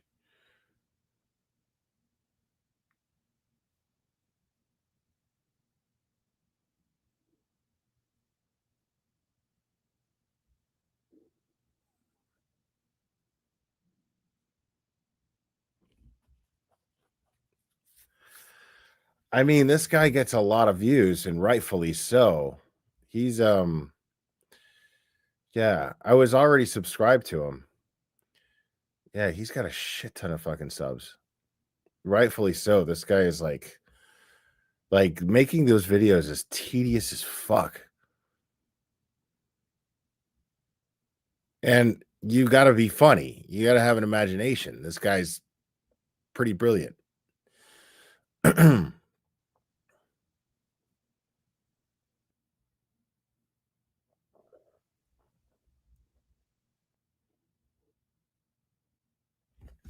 So I'm trying to find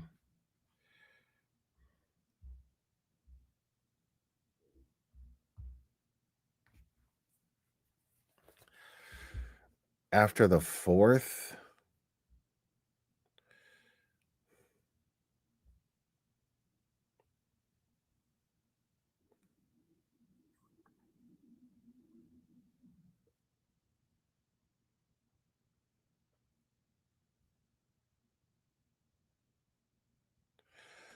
I mean, I see like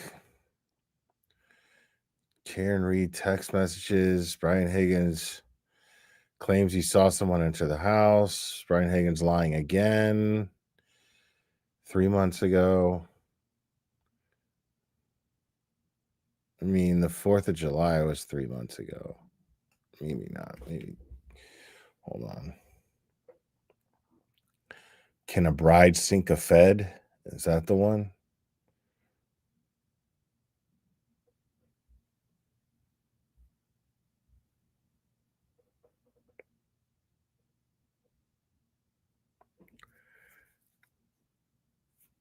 Oh, video shows attack. I got it.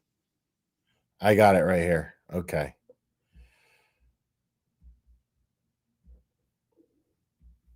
Higgy's on the lawn. There he is. He's lost some weight. He's no longer a morbidly obese decorated dude. Like Higgins is running after us. It's like a rhino is charging. It was crazy. Trooper Proctor, you were notified. I am not Trooper Proctor. No, you're not. Sergeant Buchnick. Sergeant Buchanan. How do I say it? Buchanan. Buchanan. Trooper Buchanan. Trooper Bukaki. Well, I was in my underpants. Yellow underwear. I would have taken a bullet for John. I would have taken a bullet for John O'Keefe. Fuck out of here. Chief Berkowitz, going through a tragedy. When my sister passed away, we became friends, and he offered up the space because I had also moved there, so it was close. It was a jumping off point.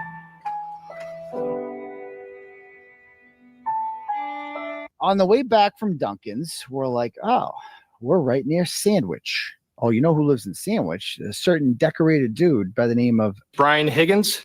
Brian Higgins. Higgy Bear lives in a town called Sandwich. No wonder he's so portly. And I'm like, okay. And I've been to Higgins' house before. It's a tourist attraction. Now he lives on a little cul-de-sac kind of thing, right? It's like a street. It's a dead end with a little cul-de-sac at the end of it. And his house is on the left when you drive by. And then the only way out is you got to drive by his house again because you got to go to the cul-de-sac, turn around, and then his house will be on the right. We drive by, and I'm not driving. I'm in the passenger seat. We drive by the house, and I'm not even prepared for. I assume he's like hiding inside or some shit like that. No, Higgy's on the lawn. I'm like, holy fuck, there he is. He's lost some weight. He's no longer a morbidly obese decorated dude. Turtle Boy's describing a face-to-face interaction with Higgy Bear over the 4th of July weekend. Like kind of like not like a healthy workout kind of lose weight, like a stress lose weight kind of thing. You know what I mean? Like the feds are coming kind of losing weight. Turtle Boy's 100% right. The best way to lose weight is to either get broken up with or to have the feds come after you. That's absolutely right. Seat, and then we drive by, we go down the end of the street and turn around. That's Turtle Boy's current girlfriend, Meredith, in the Mercedes. I got my camera. I didn't have my camera out or anything because I'm like, I didn't expect him to be there. We just did a quick little tourist thing. And then so we drive by and I got my camera out this time, but I got it on photo. I choked. I fucking choked. I can be honest. I choked. I'm also on bail. So I'm like not fucking with shit. And I didn't put it on video. I had it on picture. And I took a couple pictures as we went by. And it's just like of the bushes on the lawn. Like I wasn't even looking. I didn't even want to look at them. Because I'm like, I'm not getting accused of anything here. He comes down the driveway and he starts yelling at us, get the fuck out of here. The fuck out of here. Like, what? And then he starts running after the fucking car. Like running and filming the fucking car. I'm like, bro, this is like Higgins is running after us. The fuck out of here. So it's like a rhino is charging you. Like it was crazy.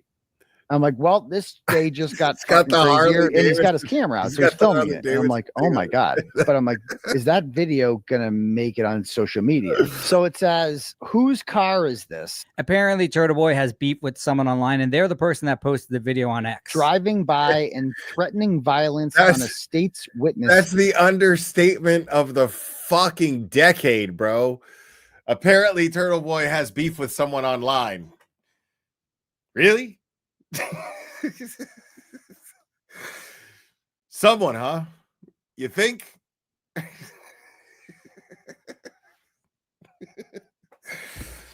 Oh my God, dude. Down on the Cape. I know who is in the passenger seat doing a lot of the yelling. In fairness, that could be any guy with a turtle head. This is all being documented now. I didn't say a fucking thing. I didn't even look at him. I made no eye contact. I was like nervous. I'm like, oh my God, it's Higgins. I'm like, because I'm on bail. I got a hearing coming up. Very smart by Turtle Boy. They taught us in the Boy Scouts, if the bear is black, fight back. If it's brown, get down. And if it's Higgy, you better jiggy. Monday. I don't need any of this shit. I don't need any more, use intimidated witnesses. I'm not doing anything. I'm a passenger in the goddamn car. Whose car is this?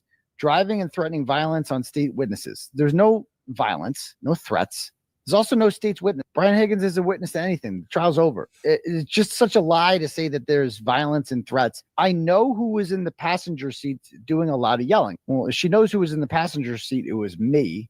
So why isn't she saying my name? Those statements could be defamatory, and he should consult a licensed attorney in Massachusetts to explore those rights. It's Meredith's car. Like, mystery solved. She knew who it was. So there's that. She posts the video. I'm like, I know they're not going to post the video because the video is going to make him look like a douche and prove that this never happened. And here's the video.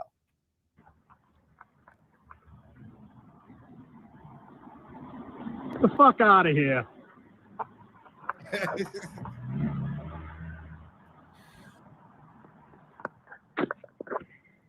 And then he ran after us.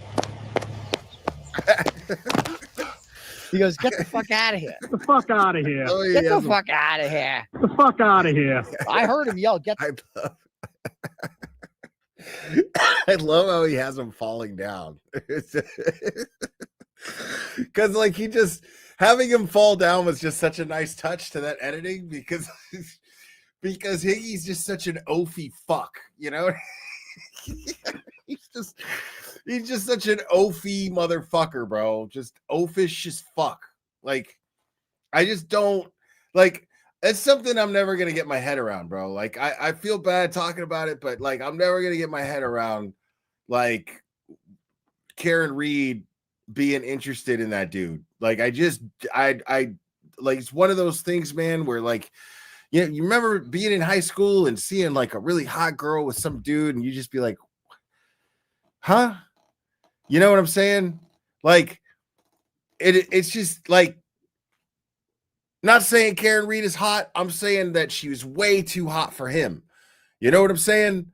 I'm saying that like Higgy, like it just, I spent time listening to her and watching her interact with people that she's close to, and like it just didn't compute to me what her interest in him was. The only thing that adds up is that she like was insecure about the place she was in with John. I've talked about this before, and she just like, well, what is really going to get his attention?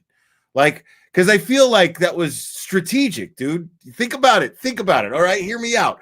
It was strategic, dude, because like, okay, she didn't go after fucking like some, you know, she didn't go after like a dude like Barrows. You know what I'm saying? Like, she didn't go after a cop like that, you know, to like. What she did was she went after somebody who she could eventually, and she probably didn't even know this. She probably just knew it subconsciously, that she could just be like, do you really think that I would have fucking done anything with that fucking guy? You know what I mean? Like, do you really fucking believe that I would? I feel like that was part of her fucking strategy. It's the only thing that makes sense to me, is that she was like, okay, it's going to make John not jealous. It's going to make him go, okay, you've got my attention. What is this? I feel like that is like that's meticulous, dude. Think about that. You know, like that's super strategic. From instead of she could have just totally Lindsay Catani fucking kamikaze to the whole situation and been like, I'm just gonna go for the first hot guy and just blah blah blah blah, you know. But instead, she's just kind of like in this place where she's like, I don't know where we are. I don't know if I'm good for your situation with your niece and nephew. I don't know where I fit in that whole dynamic. I don't know, you know what I'm saying? So she just kind of, you know, like she clearly through those text messages, you could tell she's made numerous efforts to try to address this with him. And he comes off like, you know what, dude? Like, I don't know what to fucking tell you, bro. Like, just, I don't know. You want to argue and I don't want to argue. But really, he seems to be avoiding the issue. But she seems very insecure in their dynamic, in her place in his existence, and where she fits into what's important to him. I got that strong vibe from those text messages. So the only thing that makes sense is, okay, well, I don't want to fucking hurt his feelings. I just want to get his attention. You know, I don't want to fucking make him angry. I just want him, you know, like, I'll just fucking text with this guy enough to get him to fucking puppy dog after me and get John to go, okay, what is this? What do you want? Okay, what do you want? What do you want to talk about? Like, what? Why is this happening? You know, obviously this is some sort of fucking, because sometimes grown women do that. Sometimes grown women, that's something you just gonna, and men do it too. Men do it too, to be fair. They make these childlike fucking tantrum efforts that make you go, okay, what the fuck? You know? What are you trying to say here? What kind of reaction are you trying to elicit from me? What do we need to do to get past this shit? You know what I mean? And I what's up, Olivia?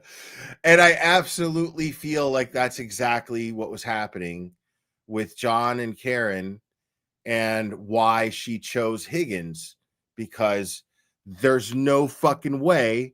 Like, the thing is, what you got to understand, and I may have talked about this before, but what you got to understand is there's a chemistry, dude, and it doesn't even matter if you're a fucking 1,000 miles away from each other. It doesn't matter. You can feel that shit. There's chemistry and vibe and electricity, and you can sense someone if you know how to look for it, if you know, and you have a standard for it, you know when somebody is going to be sexually self-aware or whether they're not. Okay. And there's no way that Higgy, let me put it better like this. There's no way that Karen can't sense sex off of a man in her mid-40s. There's no way that she's not at this point in her life yet. Just keeping it real, okay? Now, there's no way on top of that fact that Higgins gave off the kind of sex vibes that she would be genuinely looking for, because he doesn't have them. That's why. He can't vibe sexually with anybody. Not on a real tip. Like, the kind of girl that he can hook up with is someone who has absolutely no self-respect whatsoever, is completely self-unaware. Higgy has got zero game. Absolutely zero. He doesn't know what to do. And I think that Karen sensed this and humored it. I mean, when you listen to those text messages, there's no way that she's not looking at her phone going, oh my fucking God, dude. Okay. She's, yeah, blah, blah, blah, blah, blah. Yes, I think you're hot. You know? Okay, well, I'm just trying to understand if maybe you think that maybe I'm cute, or, dude. You know what I'm saying? Like, I don't imagine Karen Reed not looking at her phone going, oh my God, this fucking guy is dense. This guy couldn't get laid under a chicken's ass. What the fuck? I just don't imagine realistically that being anything other than that, you know? I mean, dude, nobody was sitting in that courtroom and listening to this dude read out those texts and listening to his testimony. Nobody was doing this without going, oh my God. Dude, I remember, like, had Aiden used to come on pretty frequently. Like, if he wasn't covering the trial himself, or if he couldn't get into the courtroom, he would jump on here pretty frequently. And we watched that testimony. He was up here and we watched his testimony. And it was fucking crazy because, like, you know what I'm saying? Like, the thing about Aiden, man, like, he's got this understanding. We know this because of the whole fake victim dynamic. Okay, we've already covered this. Aiden has he's got a certain, you know, intuitiveness towards a certain type of woman who wants to engage in certain activities. This is something that this is an example. Now, he was up here and we were both just like, I can't fucking believe what I'm listening to right now, dude. Like we were both cringing at this dude reading these texts. And there's no way Alan Jackson wasn't there's no fucking way that Alan Jackson wasn't sitting there going, homie. You know what I mean? There's no way David Yannetti was doing that. There's no way. There's no way fucking Liza Little. There's no way that she wouldn't have been sitting there cringing, dude. The whole fucking courtroom and everybody watching was cringing. The chat was going, oh my God. Like, if you are that clearly sexually fucking comatose when it comes to game, like that, thousands, millions of people watched you and looked at you and went, oh my God, dude. Like, have you ever seen a vagina? Have you ever even, like, any type of, I mean, since birth, any type of sexual contact with a woman? Has that ever happened? X-Ray Techie, thank you so much. New merch idea, TV refrigerator magnets. Yeah, that'd be something I wouldn't feel right capitalizing off of. Refrigerator magnets. Turtle Boy refrigerator magnets. Great idea, though.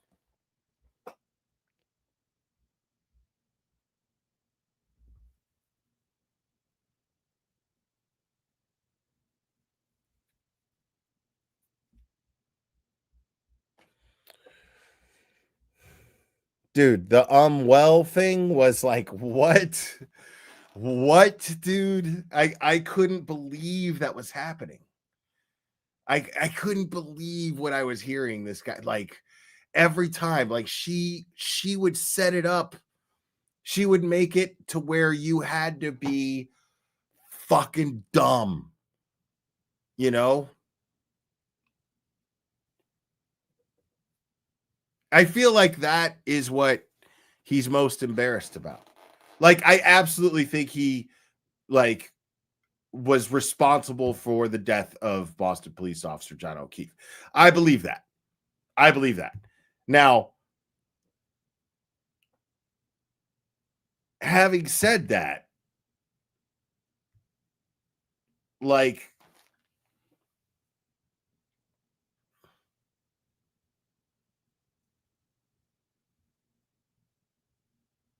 it just makes it so difficult to, like, I mean, like, everything, like, when you look at the text messages and then you look at, like, how he was, like, grab-assing with Brian Albert at the waterfall, that was just so bizarre. That was so bizarre.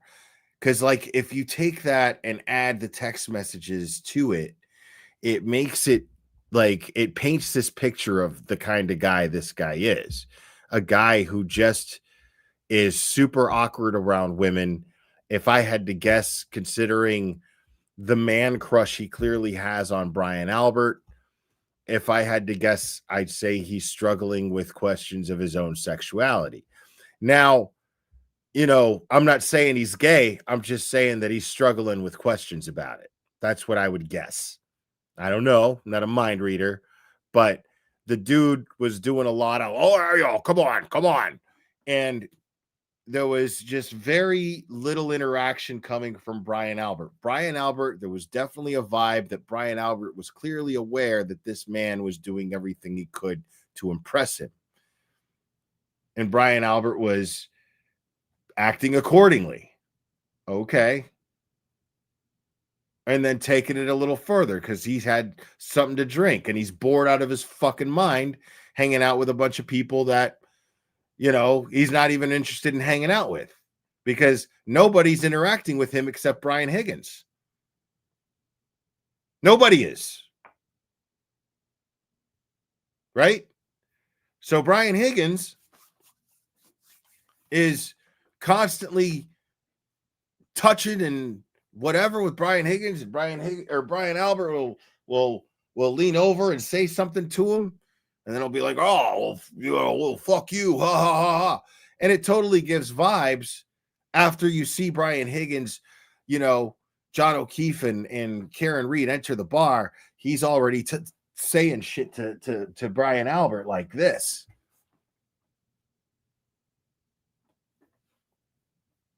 An excellent point. I was going to get to that too.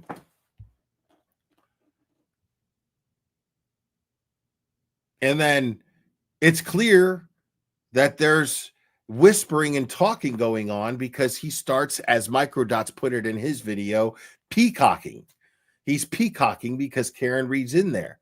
He's most likely bragging like, yo, I've been texting with this chick, blah, blah, blah, blah, blah. Brian Albert's like, oh, dude, if you don't fuck her tonight, you're a fucking pussy. I always suspected you were gay. Prove to me you're not gay. You're always up here trying to grab my ass and shit. You know, prove to me you're not gay. I'm saying you're gay if you don't fuck Karen Reed tonight. That's the kind of guy I think Brian Albert is. And I think Brian Higgins was fucking stupid enough to want to like impress this guy and fall for that fucking dumb shit because he's got a weak disposition. He has no confidence whatsoever, which reflects exactly the lack of game that he had with Karen Reed. And Brian Albert knows this and how to exploit it for his entertainment. And then what happens? You talked them all up this whole time. Yo, this motherfucker, blah, blah, blah, starts yelling across the bar. Chris Albert is like, yo, what are you doing? I work right across the street, dude. Don't do that shit. I own a fucking shop right across the street. I'm a fucking selectman here. Well, he wasn't a selectman yet, but he's like, I can't, I work right. I got a fucking shop right across the street. You can't fucking do that. And Brian Albert's like, hey, chill the fuck out. Because I'm really the king of this fucking town. You know, don't worry about your little fucking shop. You know, don't worry about him. Why are you fucking? And then, you know, Brian Albert starts confronting Chris Albert in that video. Telling him that. I mean, that's very telling. After Chris Albert is trying to calm Brian Higgins down, Brian Albert is correcting Chris Albert on calming him down. Like, why are you doing that? Don't worry about that. I'm the king of this fucking jungle here. Ken, you ain't shit. Don't worry about your little shop. It'll be fine.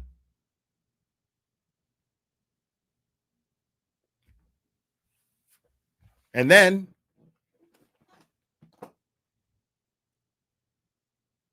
people are coming over to the house, right? Invite them over to the house. We'll do it there.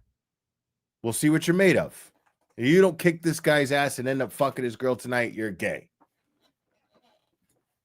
You coming?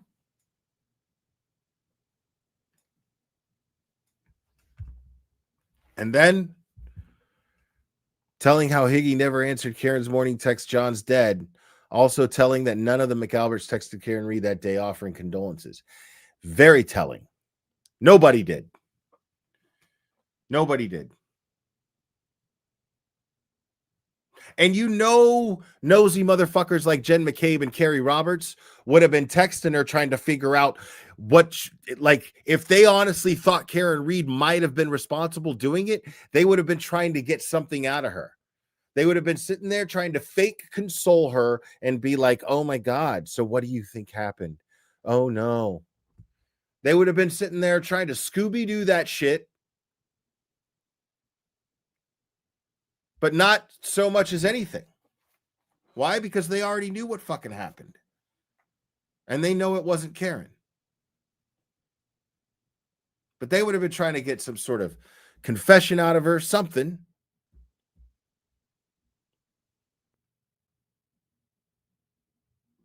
Because you know, if he didn't have nothing to do with it, or he didn't know nothing, and him being a fucking ATF agent, an investigator, he's gonna fucking, his cop instincts are gonna kick in, right? John's dead. And then he's gonna be like, oh my God, I'm so sorry. What happened? Did you hear anything? Have you talked to anybody?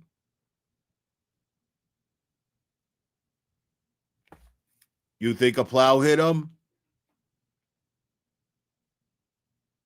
This was his friend, right? None of that shit happened. None of that shit happened.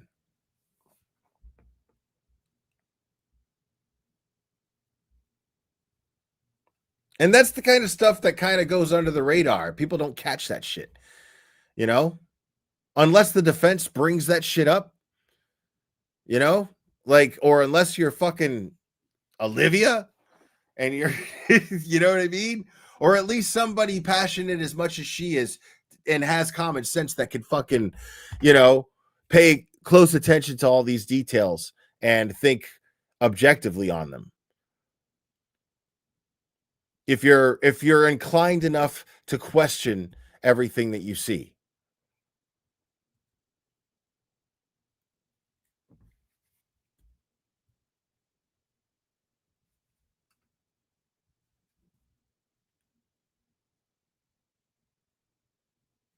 I mean, yeah, come on, man. Jen and Matt McCabe both looking out the fucking window, seeing her pull up, seeing her leave, but nothing in between. Nothing nothing that alleges that she actually hit him. You saw everything. You saw her SUV do literally everything except the crime that you're accusing her of. Okay. But you can't answer for phone calls that you made. You can't answer for phone calls that you made. You can't answer for Google searches. I mean, like there, it can't be stressed enough that it can't be stressed enough that if you don't think that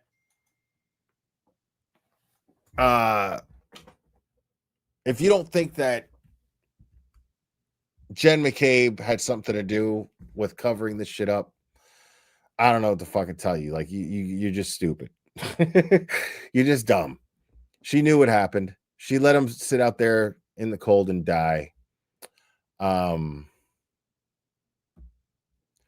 on a second.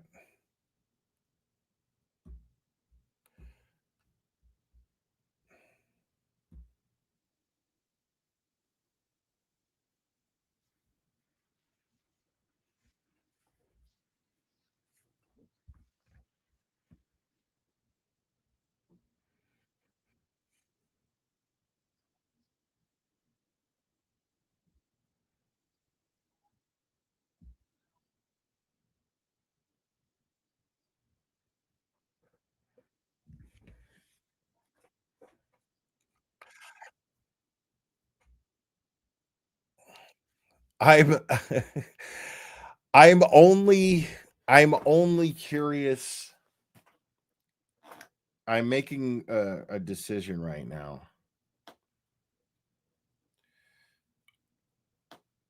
No, I'm not going to do it.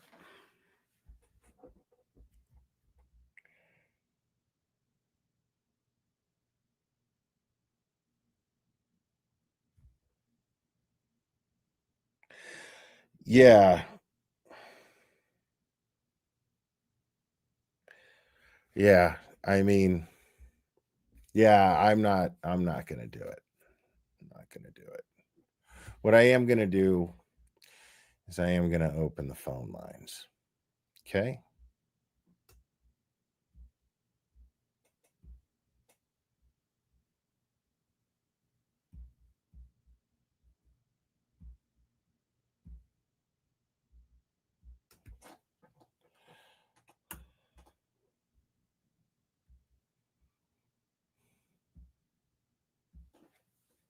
And if anybody wants to call in, they can.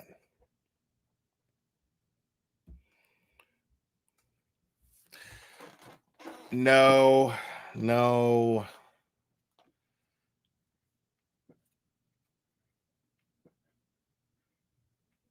I mean, so, okay, like Olivia, I got you here in the chat. I mean, I just don't like hearing about it, you know, wording. I keep going on it, you know, and it's mostly out of respect for you, if I'm being honest.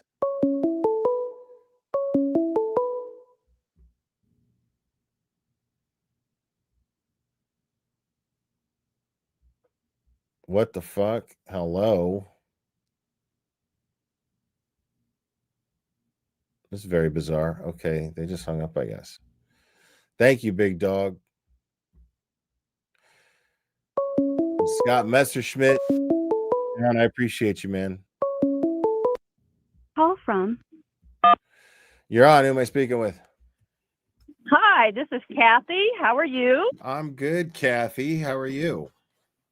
Wonderful, wonderful. I always enjoy your lives. I haven't seen one for a while, so I caught this one, and I'm glad I did. All right, on. But I haven't really been listening to all the other crap that's been going on because I don't care, like you said. And my whole point is that I'm glad that your direction went in this way and for the end of the show. And well, it's not ending, but you know what I mean. And getting back on what's really important here. Yeah. Not all this negative chaos stuff, but what's really important. Agreed. 100%.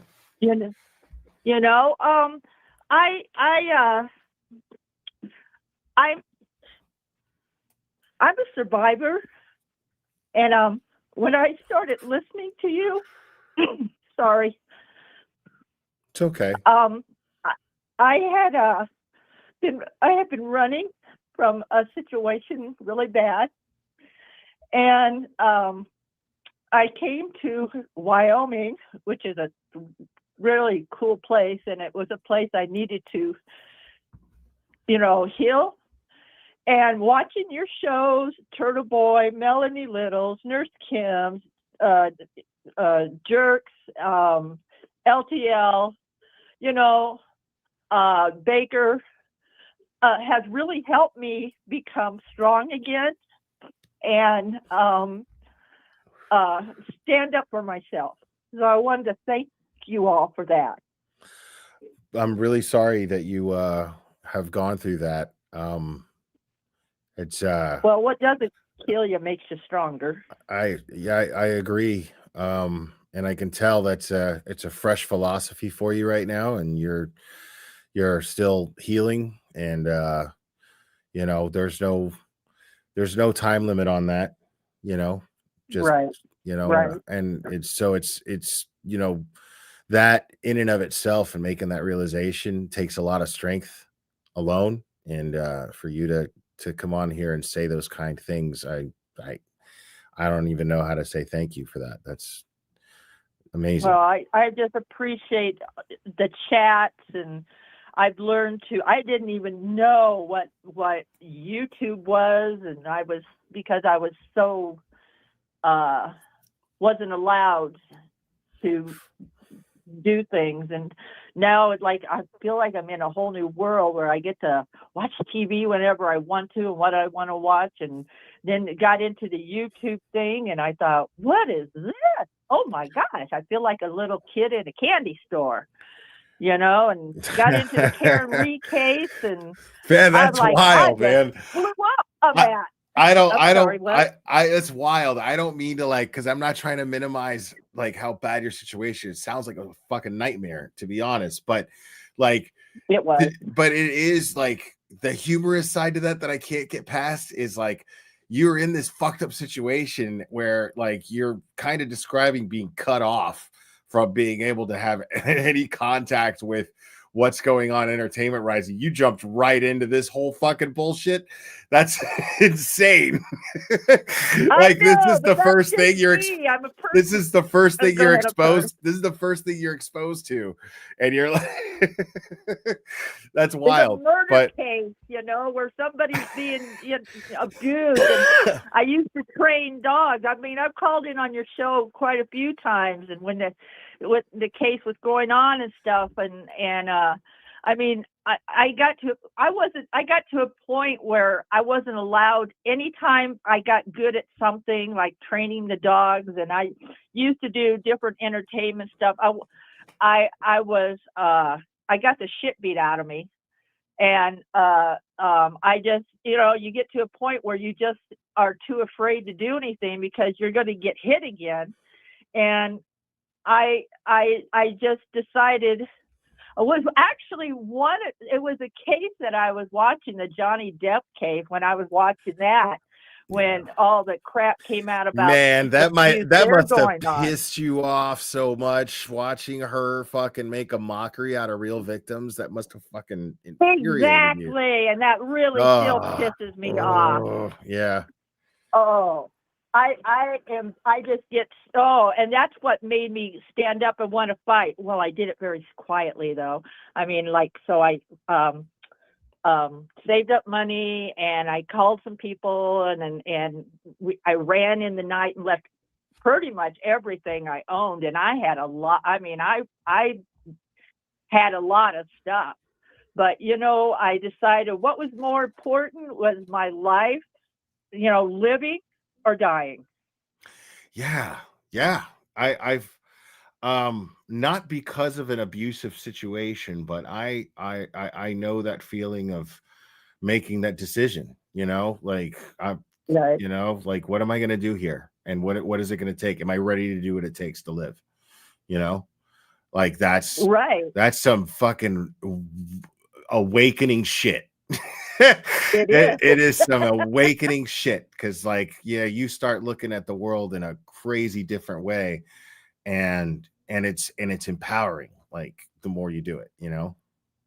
Well, you know, and then listening to strong people like you, when I first started listening to you, well, because I was so used to being afraid of anybody, male or female, it doesn't matter, because I was abused by both.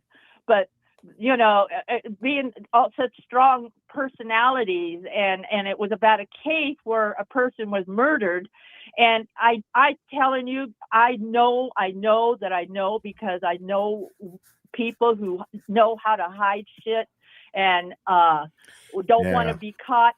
The Alberts, McCabe's, and Higgins. If Higgins really cared about Karen, like you were saying, why didn't he call her up and say, I'm here for you, baby? Right. He didn't. Right. At least listen, you know, like, let's just, I know things might be awkward because of the way we were texting, but you know, this is about John, and you know, I'm here to, you know, be here for you. Be there for you. Right. Yeah. You know, right. No people effort. that don't do anything are guilty of something. I mean, always. I mean, complacence is definitely, you know, something I'm not fond of, but you know, I don't know if I completely agree with that. Some people have a fight, you know, there's a fight or flight mode, you know, some people take that flight mode. That does happen, you know, doesn't necessarily mean they're guilty of something, but you know, when it comes to circumstances that this case is involved in, and how much we already know about Higgins, yeah, that's definitely suspicious. Like him not right. And I'm just talking this case. I'm not talking any other. I didn't make myself clear on that, but and I'm not saying he did it or not the physical. I don't know. We don't know yet, but we have, really positive, good ideas, a lot more than what most cases that, are out there. Because we've been so, I don't know why, but I just been so dedicated to this case because I know what it's like to be blamed and it wasn't the truth and I'm just glad that Karen is free now. And now the civil case, I just feel, this is just all my opinion, and that, people seem to like to put out chaos so to distract from really what's going on. And I like the way you pulled that back in your show tonight. Well, I mean, now that I got you up here, and if you don't feel comfortable, answering, I understand. Okay. But did you happen to listen to the recording of Flipperhead and Olivia? No, I did not. Okay. Well, actually, I did. It was on Turtle Boy. I wasn't really awake because I didn't know what was going on. I didn't realize that where he was stalking her on the phone, and because she wouldn't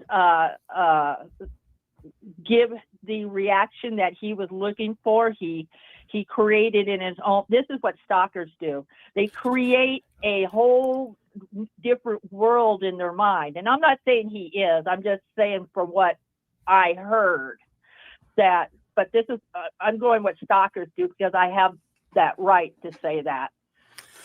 That's why I was asking. I wanted to know what you're as a victim, as a survivor. I'm not I don't consider myself a victim as a anymore. survivor. As a survivor, Yeah. I'm correcting myself. I apologize profusely. That's okay. I apologize. Because I agree. Like I say, I feel that because like I say that I never say I suffer from depression and anxiety. I say I struggle with it. Because it's always there. Yep, me too. So you always I do that still too. You're always managing it. There's always an effort in managing it. So but I figured out a way to manage it to where I never suffer from it. Oh, good. So okay, you see what I mean? That's good. So yeah. Yes, I do. Thank you. No, Olivia, I do not have a new Twitter account. No. If there's a Twitter account in my name, it's not me. Yeah, so I was just I was curious, like, because it seemed like, because I didn't feel like, was it technically abusive? Yes, but more it was red flaggy, you know what I mean, than anything else. Because there was no physical a contact in any way. It was all a mental thing, but mental, I'm telling you, sometimes mental is worse than physical, because physical you eventually get over. I mean, the last time I got the shit beat out of me so bad, I couldn't move for 9 to 10 months. I had to go to the hospital. I have paperwork, unlike her did. I had paperwork, and I had the bruises and everything, and I couldn't move even to drive my car. Just to go over a little bump, I was in so much pain. I had so much bruising because I got choked out twice. And I mean, I was choked out to where I was unconscious. See, wouldn't you, I don't mean to interrupt you, but I mean, wouldn't you agree that the type of man or woman who has done this to you, wouldn't you say that if there were multiple people in your life who did this, and I feel that's in my case, people that I've had in my life who I've known to be abusive, they all suffer from a deep form of insecurity. Like it's them that they're pissed at. It's them that they're disappointed in. It's them that they hate. Not, they're just miserable shit people, and you're right. At but the end of the day, you they're don't just think about that when you're. No, of course not. Of course not. But now that I'm back out of it and I haven't been around, Nope, I don't know anybody around here. I do have a dog that I rescued from the Humane Society. She needs her own therapy dog after living with me sometimes, I think, but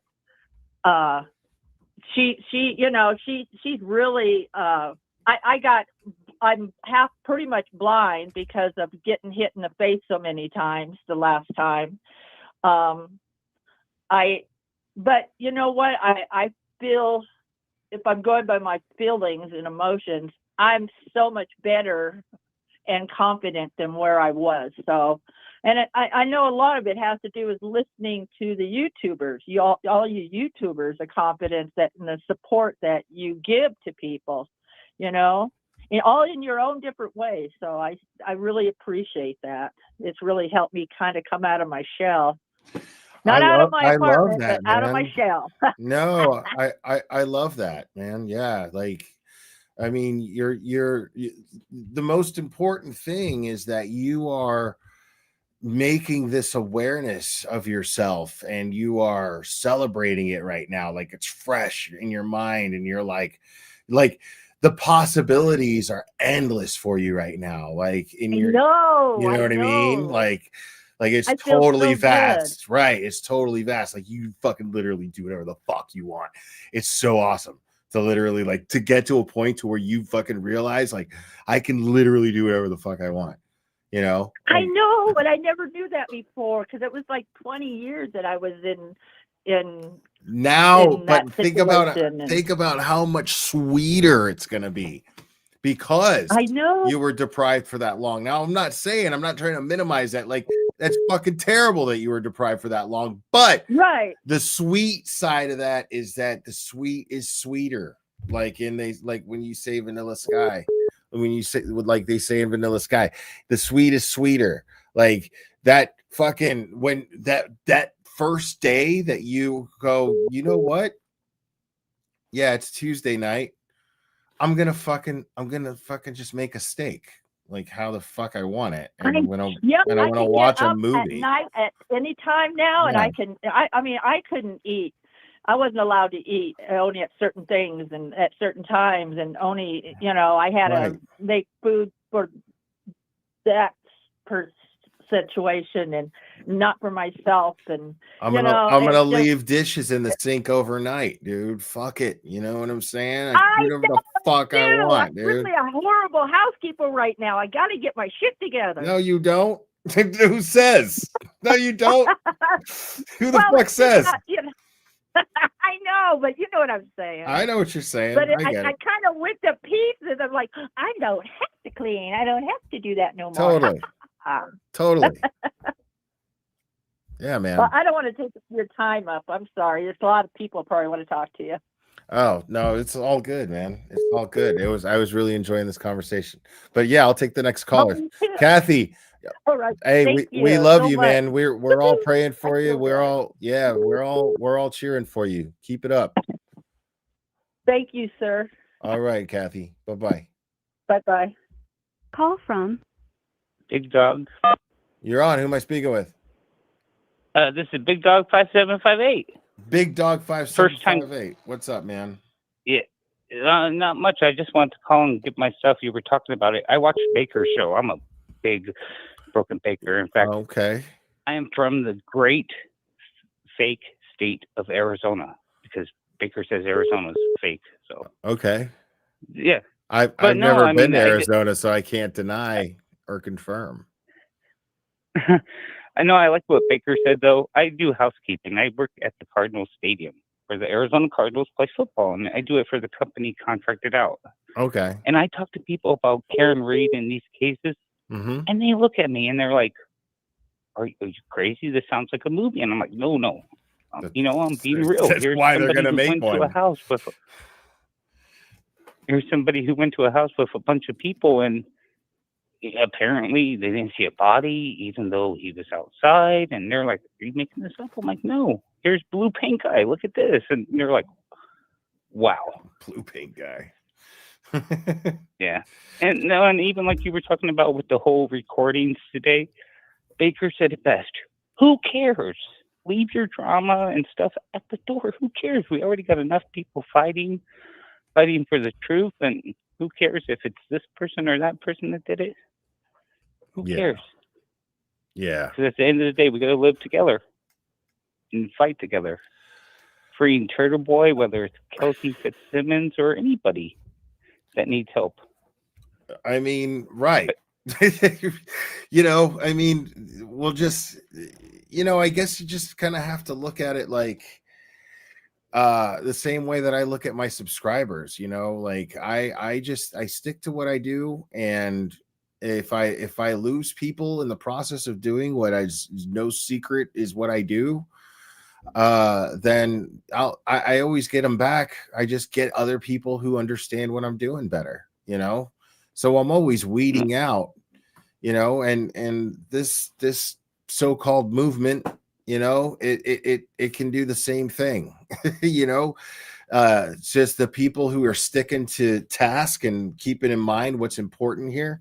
That's all you can really do, you know. No, I agree with you. Like, I like your show. I live out in Arizona, so we're like 3 hours difference, and it's 11:20 at night. So sometimes watching the East Coast shows is tough, but I still like LTL. And I know you guys had that whole thing, but here's the thing: if there's a show he does, dude, and I don't like the topic, I don't watch LTL, it. And if there's a thing you cover, I don't watch it. You know, LTL, bro, LTL fucking pulled his bootstraps up, and he's doing good. You know what I'm saying? Yeah, no, and I like that. And even like, if he does, he handled that shit exactly. I don't watch it. He handled that shit exactly how anybody in his situation should fucking handle it. All right, well, okay, maybe I fucking misread everything because I fucking seeing things wrong for whatever fucking reason. I need to take a step back. And then what did he do? He got fucking busy, started fucking just putting out content. And now he's doing fucking great again, you know. And you know, it didn't take him long. Didn't take him long at all. The most important about that is we're all human. We mess up, but, you know, that's the whole point. We mess up and we learn how to get better from that situation. Yeah, I mean, right. That's, you know, I mean, I'm not gonna let this. I'm not going to let this case, no matter which direction it takes, I'm not going to let it change my principles and my way of doing things. It's just not going to happen. I've approached everything that I've ever done the same way. I take pride in how consistent I've always been with that. And this isn't going to change. And if it moves in a direction that I am not willing to go, then so be it, you know, but I don't think it is. I think that we are just getting bored because there's new developments and we are subconsciously distracting ourselves. Most of us anyway. I'm not, but most of us are. And, you know, it is what it is. I mean, I peeked over to JFK's chat right now, and there's just a whole bunch of drama going on there, and there's twice as many people over there, you know. And I normally don't follow that channel in particular. So I mean, like I watched them when you were on there and LTL, and that's the only time when I watched them. But I don't follow them on a regular basis. But what it tells me is that that's what a lot of people are interested in right now. And they want drama. I said, could go that route. During trial 1 and trial 2, there was drama because nothing went on, and here came the drama llamas, and same thing happened then. And this is repetitive. This is repetitive herd behavior that I refuse to be a part of. That's what it boils down to. This has happened for the last 2 years that I've covered this case. It is repetitive herd behavior. It continues to happen, just as you described it. It continues to happen, and so it's something that the civil lawsuit. Same thing. And it's after something. The civil lawsuit, same thing will happen. There'll be drama because there's nothing for people to talk about or It's something that I accept, but it's not something that I want to take very much part in, if any at all. Totally, yeah. I kind of find the drama entertaining. Like you were talking about, why are people talking about recordings and stuff at the beginning? Because it's entertaining. Think about it. We live in a world where you have to go and do your day job 8 hours a day. But when you come home and you're watching this drama, you leave your life. It's entertaining. Like, I don't like the feeling I get. You know what I'm saying? Like when I'm fighting with people, because I will fight with people on the internet. You know what I mean? But I've done it less and less and less over time. And I'm just like, when I do, I can't stop thinking about the feeling that I get that feels negative and yucky and gross, versus when we're all united talking about what's important and celebrating each other and pushing each other up, you know? So it's kind of along the same lines as kind of politics, but not after 9/11. We all got along as a country. Everyone was united. We got along after that tragedy. And it feels like this in a way after Karen Reed. We were all together. Everyone said, Yeah. hey, let's share our thoughts. And after it died away, people went their own ways, and it seems like it's filtered off. And it was the same way like that incident. Right. It which just is sad. it just happens, you know, like it just happened. Yeah. You know, and then it's just, It's you life. know, like I choose to hang out with the minority, which is people who are like, I feel gross with this. So, you know, I choose to hang out with those people, even though they're not in the majority. Yeah, no, I remember watching the verdict live with you, and Deb, Auntie Deb, and Bob and Allie and Runkle. Yeah. The day of the Karen Reed trial. I remember watching that at work because That was one of the I went and watched Baker. That was fun. That was one of the best times on YouTube I've ever had. I didn't make a cent from it. And I like it was just a beautiful. I didn't even go live on my own channel. I went on Defense Diaries. Yeah, Nick Saros. Isn't that how you say his name? Oh yeah, I think he even hopped in for a few moments there. That was so much day fun. And stuff. It was fun Yeah. watching the different. No, people, yeah, I and was on they have on Defense Diaries, and I was on there, and then Andrea Burkhart jumped up, and then a bunch of it was just awesome. And then I jumped over to Annie's channel. Like it was just I don't know if you've ever seen the channel Next Witness on YouTube. They do like compilations of the different Karen Reed witnesses. So it's fun to see all the different creators. I followed the first Karen Reed trial. I followed Emily D. Baker, and then I followed Broken Baker. But I didn't know any of the other creators at the time. So it's fun to find all these other people that have different opinions that you might like or even agree with, and fun to find all these new channels. In a way, that's what helped me with Karen Reed, because I didn't know anybody from back east. I didn't watch the Young Jerks, the Glare, or Turtle Boy. I didn't. I'm like, Turtle Boy. I'm like, who's this? When I first heard his name, I'm like, is this a obsessed fan or something? You know, kind of has that moniker. But no, it's really fun. I'm gonna hop off that way. If anyone else wants to get on, I'm gonna get ready to go to bed soon. All right, man. Well, thanks for calling. Appreciate you. Yeah, and thanks for doing a show for everyone. A place to hang out. Oh, it's my pleasure, man. Hey, everyone, have a good one, and talk to you later. All right, have a good one, bud. It's a nice guy.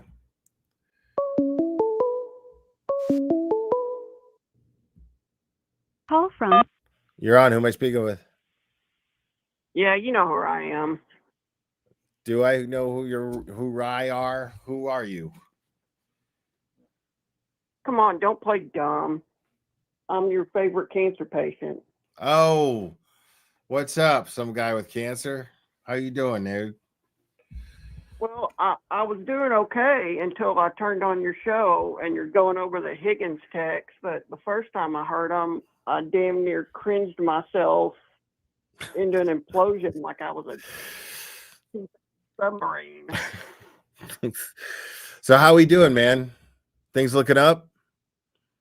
Well, I actually got back. Well, I guess it'd technically be yesterday now. I got back from Houston just a few hours ago, and everything was stable. So I love it. Well, that's great news, man. I'm not dying any quicker. So that's always a positive. That is a positive. Yeah. Oh yeah. But don't ask me about the drama. I haven't followed it. I don't care. I've got more important things to do in life, like I wasn't going to. Like watch paint dry, or literally anything. Right. Right. Yeah. I mean, it's yeah, it's just I just don't get the appeal, but okay. I don't either. Like, someone in the comments was like, I want my drama from reality TV shows. And like, I think they said Real Housewives. And sometimes there's drama. My whole thing is that sometimes there's drama that's like worth it. Sometimes there's drama that kind of affects everybody. Like I had a guy on here who fucking faked a suicide. You know what I'm saying? That affects the whole fucking community. You know what I'm saying? But it's drama nonetheless. You know what I'm saying? So like confronted that situation and shit. And you have to talk about it. Right. There's, shit happens, man. Sometimes people get accused of some really crazy shit, but this just seems like, okay, well, it was just like, it sounds like an argument that went too far, and then the other shit is the guy trying to expose it is doing his own stupid, nefarious, shady shit with somebody he met online. And you're like, dude, like, what the fuck is going on here? So it's just really like, there's no, it makes no sense. Like, it doesn't even make sense to take a side. It's one of those things you're just like, dude, you all need to just work that out. The expression log off and touch grass was specifically made for this situation. You need to log off and go outside and do something else. Right. Barefooted, like in the morning when it's dewy, it's nice. It's a nice feeling. It's nice. Not even just get off the internet and go outside. Yeah. Do something outside. Go fishing. Or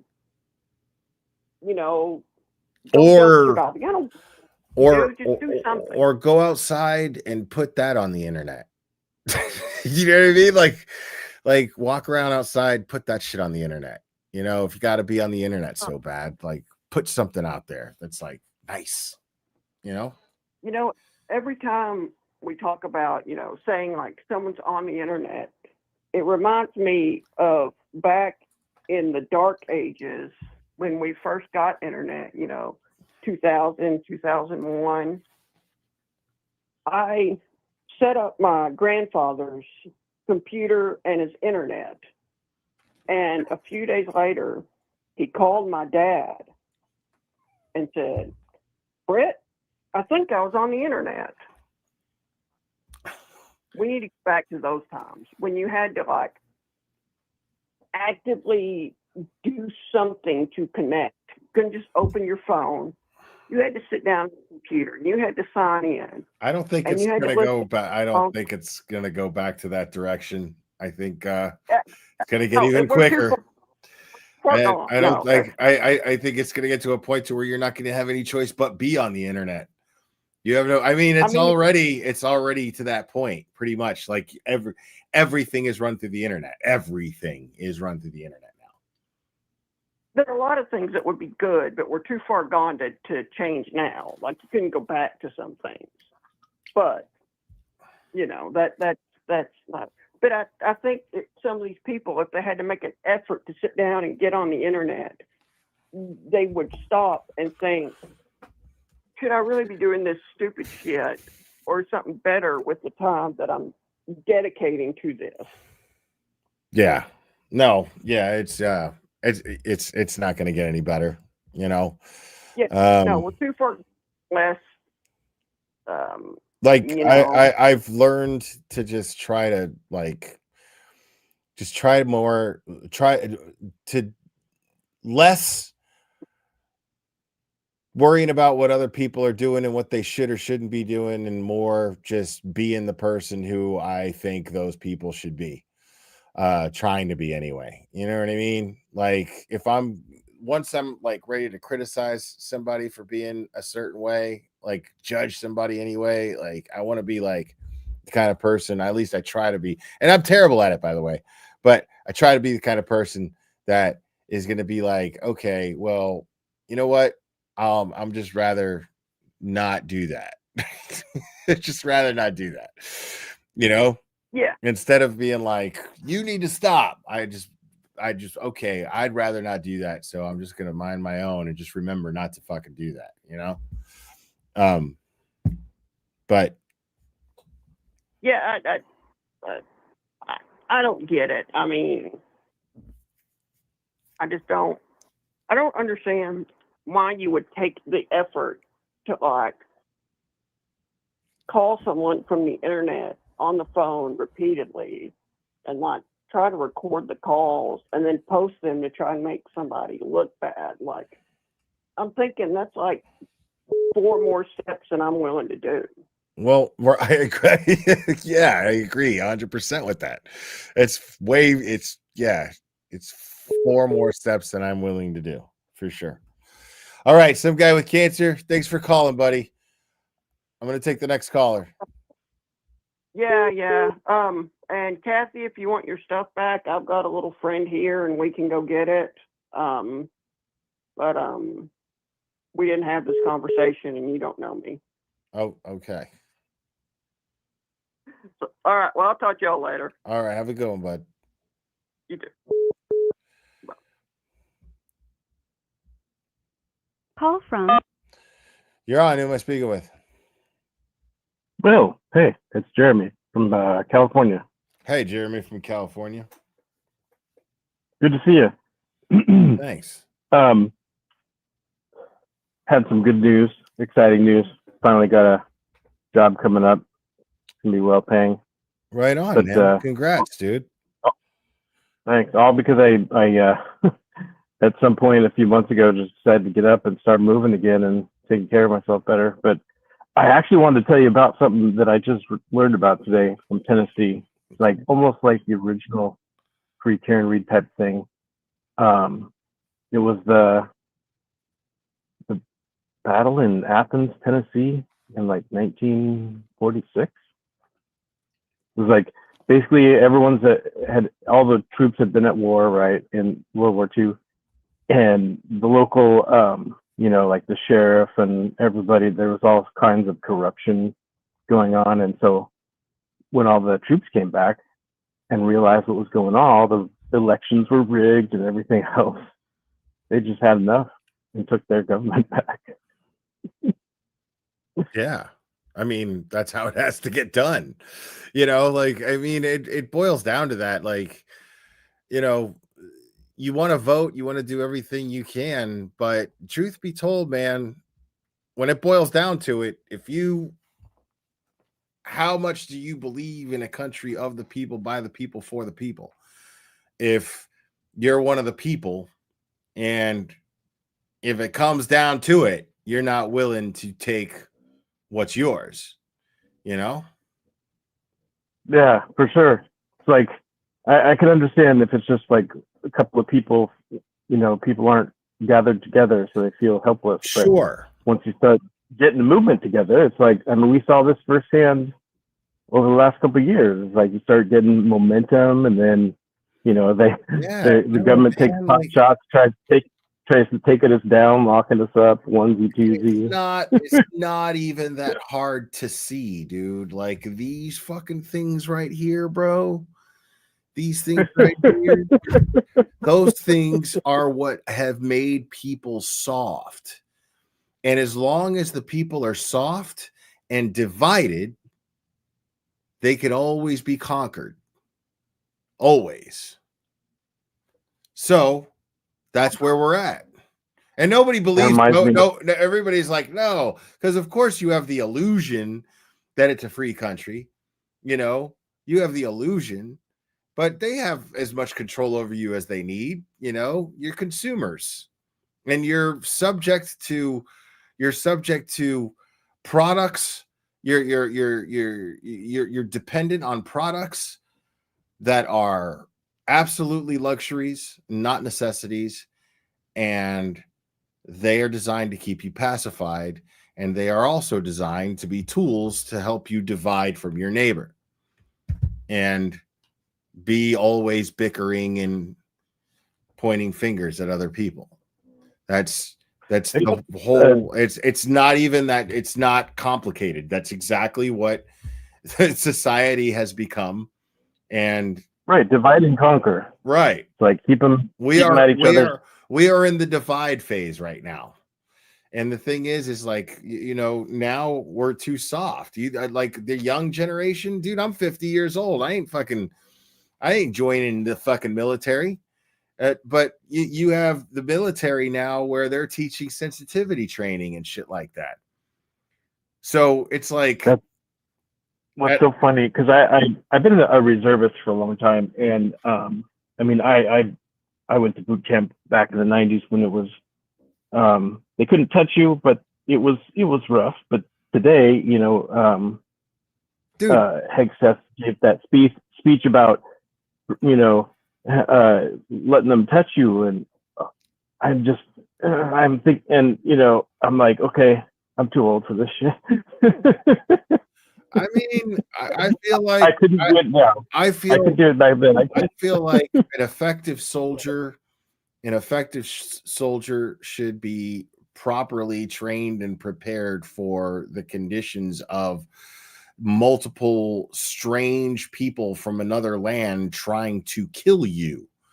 You know what I'm saying? Like, since when are we supposed to be worried about people's feelings when we're in the business of defending a free nation? You know, like that is bizarre to me. That's bizarre to me. So well, and the other thing is, we, you know, our society these days, we're so modernized. We have so much technology. There's only you know, a percentage of people that need to be the brute strength, but a lot of people are the brains behind the operations and do a lot of things. And those people are properly stationed and they're properly trained in those areas. Of course, you have tech people and medics and all kinds of different things that you do for different branches of the military, of course, and you're suited for those things. And they you know, they put you in those positions if you are believed to excel at it.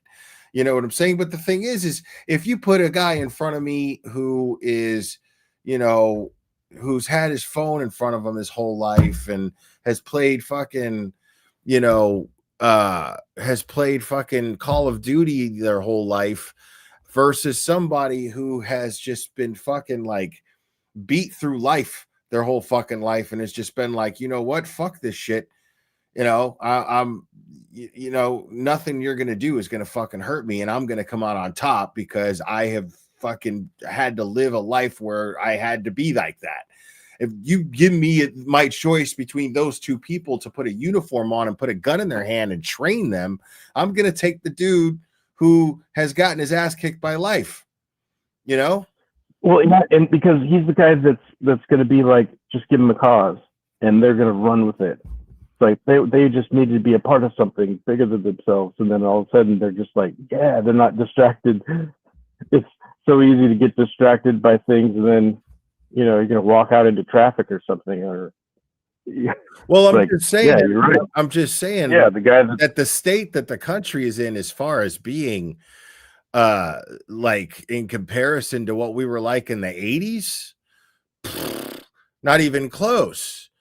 You know what I mean? Like ever since the invention of cell phones and the advancement of video games and computers and the internet at home, I mean, that has softened us. We have become, you know, and it's made us like hermits. Like, I mean, there was one comedian Sebastian. I don't like him that much. I can't even pronounce his last name. He's kind of funny, but he had a bit where he was describing exactly what it was like when I was a kid, which was like, you know, company would come over. People would just knock on the door and be like, yo, what's up? You want to hang out? You know what I'm saying? Like neighbors would come knock on the door. Hey, I brought over, you know, they'd come see my mom. Hey, I brought over a 6-pack of beer or whatever. You know what I mean? And they would just hang out. And when I was growing up, and now you had the extra living room that was literally designed exactly for that. Right. Like You the had one the that, family room and the living room. The family room and the living room was for company. The living room was for company, dude. Right. You know, you never sit on that fucking couch. That's only for when guests come over. The guests sit on that couch. That's exactly totally how it was. And now people knock on your door and you're like, who the fuck is knocking on my door? Like, who the fuck has the balls to fucking knock on my door right now? You know, like, it's crazy. And it's just because you feel so safe and you're in this fucking zone that you've created for yourself. You know, people getting too close to you, you're like, what the fuck does this person want, dude? You know what I mean? Like, it's crazy. My neighborhood that totally rides my, like, it's an older neighborhood, but I've been doing a lot of walking and jogging lately, and so many people have like just iron gates all the way around the whole property. You know, you can see the door, but it's like, I think it's designed just for that, to keep people from coming You up don't to your even door. come to the door without a text invite, dude. Like, you don't. Right. That is totally inappropriate. If like you walk up to the door without somebody going, hey, come to the door. Like, you show up and you go, hey, I'm here. And then they say, come up, come in. You know, if you don't get that, you're waiting your ass in the car out of just sheer fucking common courtesy. Like, it is rude to go up there and just be like, yo, boom, boom, boom, what's up? You know what I mean? Which is weird because it shouldn't be. It didn't used to be, but it is now. You know, like, I'll get pissed if somebody just knocks on my door too. I don't answer the door for DoorDash. Dude, since COVID, I was like, this is fucking great. I don't have to fucking sit there and I don't deal with it. Like, I pay for the shit already. Leave the shit at my doorstep. I never fucking see the DoorDash driver unless I gotta show them ID because they brought me like alcohol, you know, but almost never. Yeah. You know, like, just leave my DoorDash at my door. Like, and they'll even text you if they need for you to come sign something. And I'm always annoyed, you know, like I'm always annoyed when they're like, I can't find your house. Like, fuck, dude, you know. And it's so easy for me just to go outside and be like, come here, fucking, I'm right here, bro, you know. But I don't want to fucking, you know. And it's not because I'm afraid of COVID. It's just that I don't want to fucking interact with anybody. You know what I mean? Right. Like, and that's just how most people are now, you know? Then the I don't know, JWs or whoever might see that you came out and they're like, hey, can we talk? Can we talk to you? It's wild, dude. All right, man. I'm gonna take the next caller. Yep. Take care. You too, man. Call from Laura. You're on, Laura. Who am I speaking with? Laura. Laura, you're on, Laura. Clara. Clara, what's up? I just called because you guys were talking about people coming to your home and mail and whatnot. And I'm not sure if anyone will care, but I see my little identical granddaughters like about 3 or 4 times a week. And I've been telling them that I ordered them a little grill, a little barbecue grill that was coming in the mail. And we were waiting for it for days. And they were over today, and it finally came in the mail. And we walked downstairs to the mailroom, and they were so excited when it came in the mail. And they actually saw the mailman, and they walked over and they said, thank you for bringing our grill. It lights up and it smokes and everything, and it has food and everything. And we're going to go upstairs and cook at our Gigi's house right now. And they ran upstairs and we put the grill together. And what an afternoon we had together today. So I just wanted to tell you guys that little story about the mail and the mailman. Okay. Well, right on. Yeah, man. And I know it sounds Good I for know the it sounds a mailman. little silly. And I know it sounds a little silly to everybody, but people are saying how they, you know, what's the word I'm looking for? Contactless delivery. Can you say the word for me? Contactless delivery. That's what it is. Yes, thank you.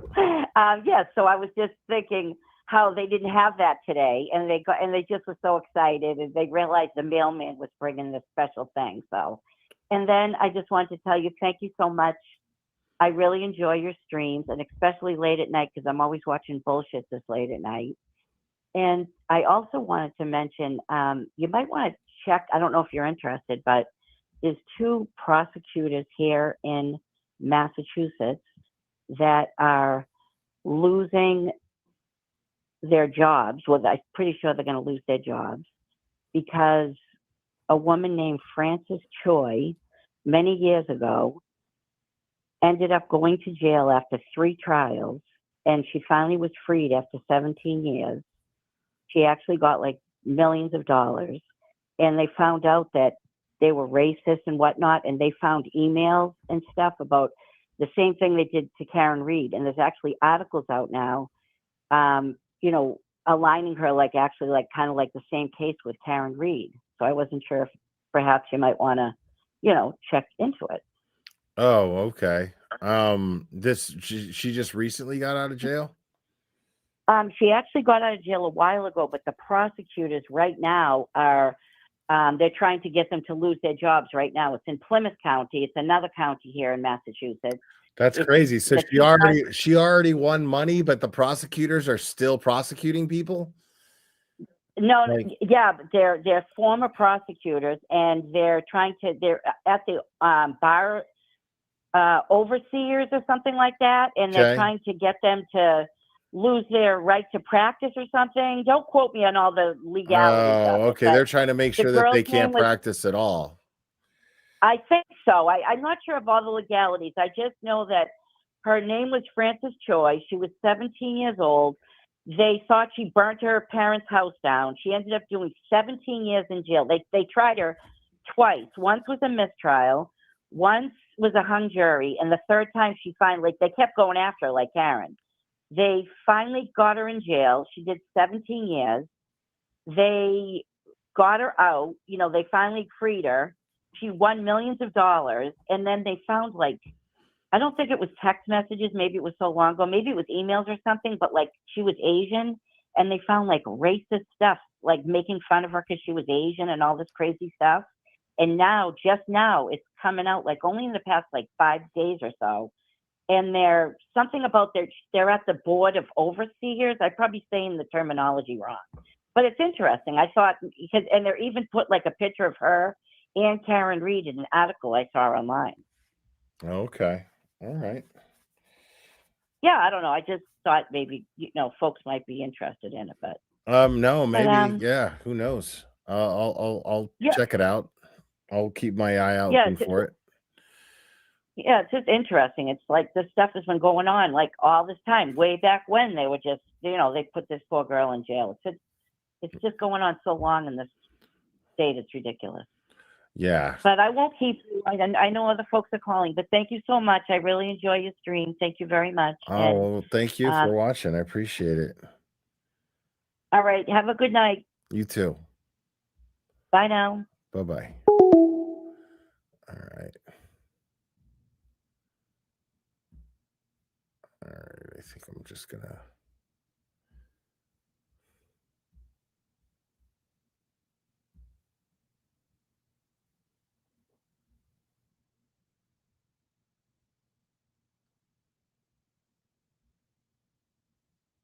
I don't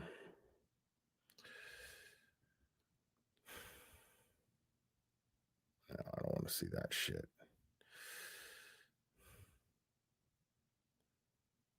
Oh yeah, Melanie Little was on Justice Served. That's awesome. But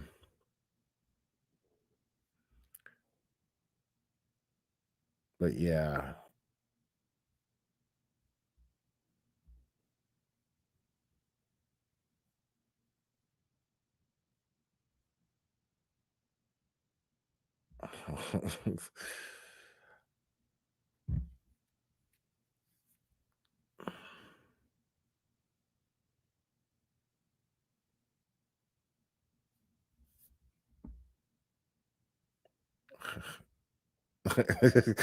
I'm looking at right now what I'm doing. I should let you in on it. I'm looking at a thread right now of the Bederow post. I reposted this on my Facebook. Now I'll go ahead and address this because I just love Mark Bederow. So he says, the mighty Mark Bederow. He says, it's hard to believe I'm addressing this, but I am compelled to do so given the misinformation and unhealthiness one finds on Twitter. This will be my one comment on something that shouldn't have to be said. Yes, Olivia is real. Yes, I and others have seen and spoken to her on numerous Zoom conferences. Yes, I have spoken to her on dozens of phone calls. Yes, I have seen her driver's license. Yes, I have seen her passport. Yes, both government issued documents match photos, date of birth, and addresses. Yes, she is brilliant. Yes, I know more about her than I am sharing here.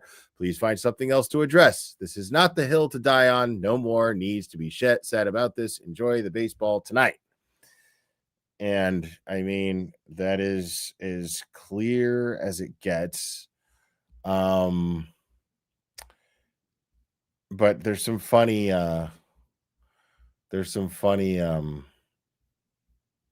comments. I'm sorry, Calamity Jade. Member for 42 months, which is amazing.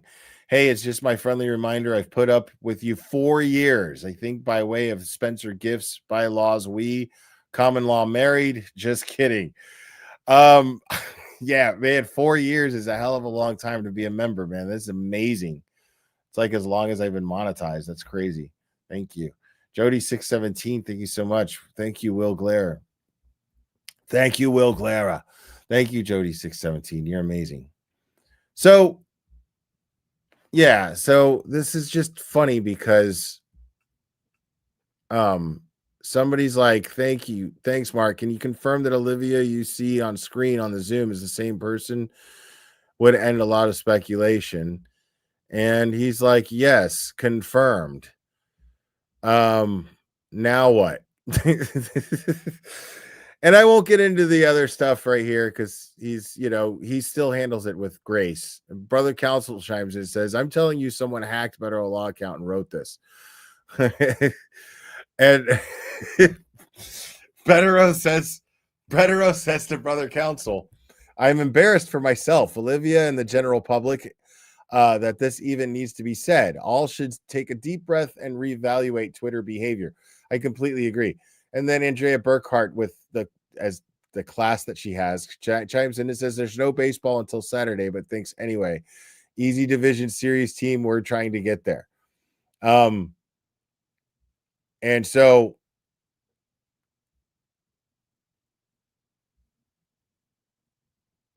somebody says, Mark, honestly, you seem classy and well educated. Now, everybody who comments on this thread, make no mistake, everyone who comments on this thread is someone who is trying to justify being so obsessed with something that they just realized is something that is nothing to be obsessed about. And this is something I've never even questioned, really. I've never even really questioned it. Dude, Olivia, how many fucking times have I had you on here? Like, the second that I heard this recording, I was like, well, that's clearly Olivia. Like, I mean, that's the same person that's called into my show a half a dozen times. Or I've had on here, like, through StreamYard. Like, she just is a guest. Like, she's been here like a half a dozen times at least. I don't get why is this a question? And then my other favorite thing is, like, and listen, this is always people, like I said, man, people that are trying to just justify this not being like, Mark, honestly, you seem classy and well educated. Is the juice worth the squeeze? I just cannot see any successful attorney having to address if a woman is real or not, or dealing with the drama that surrounds the gentleman you are representing. I just think you're above this. Like, dude, okay, dude. Like, Mark, that's not above Mark. What he's trying to say is above Mark. He's not saying, because what he's actually saying is above Mark is him reaching out and putting a stupid fucking issue to rest, because Mark Bederow's word is practically gospel in this community. He has no reason to lie to anybody. He has all the credibility in the world. And the biggest tell, I'm sorry, the biggest tell here is the fact that they fucking hired her as an analyst on their defense team. You morons. You think they're just going to fucking hire a fucking internet catfish to fucking do their research for them? The man's fucking life is on the line. Aiden could face 105 years in prison, you fucking retards. They're just going to fucking not vet someone that they let on a goddamn defense team?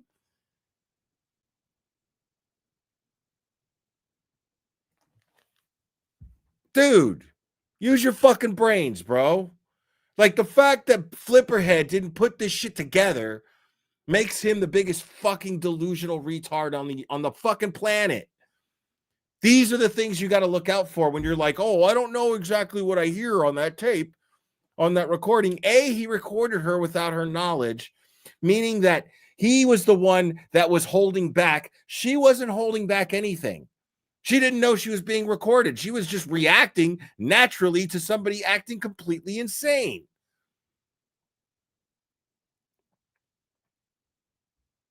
And this is a dude who Bederow liked. Probably still likes to some degree. I still like Joe Flipperhead to some degree, because I think that he's just a dude who's got a fucking problem. And he's just got to address it.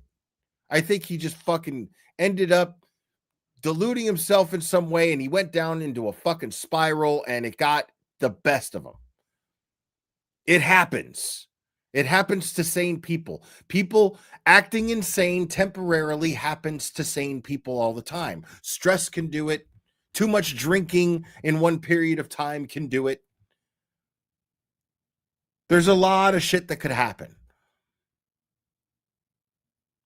And so Olivia acted accordingly and said, hey, don't really feel comfortable letting this guy have any more personal information the guy already has.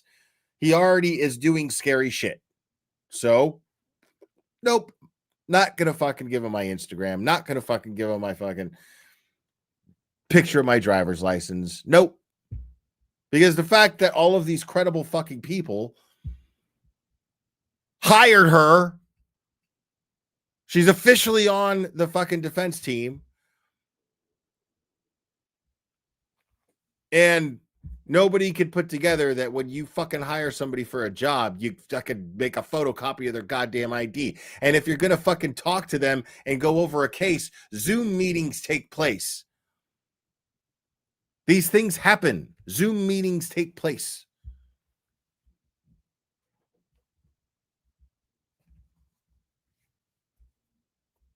Like, to sit here and humor Joe Flipperhead's fucking insane quest here is insane. It's just as insane. Lola the good dog, thank you so much. Nobody is who they say they are in LA. Maybe Olivia should change her username to the real Olivia. Thank you, Lola. I'm just saying, man, it's bizarre to humor this guy right now. Like, it's bizarre. It's bizarre behavior to fucking humor this guy right now.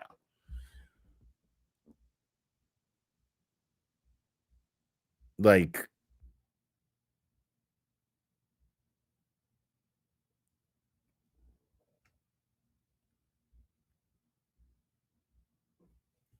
dude, Mark Bederow is a fucking like Manhattan criminal attorney, dude. Like this guy is just gonna fucking like be like, hey, chick who wants to remain anonymous, want to be on our defense team? No, bro.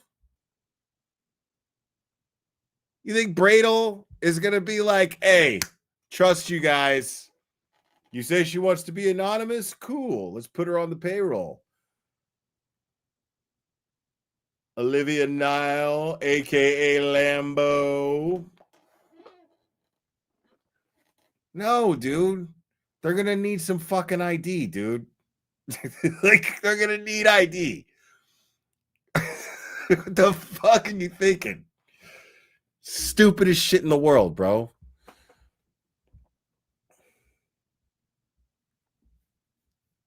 I don't know if he's a threat to himself and others. All I'm saying is the dude is just full of red flags. You know what I'm saying? Sit here and act like this dude's credible. When we heard this dude acted the way he did,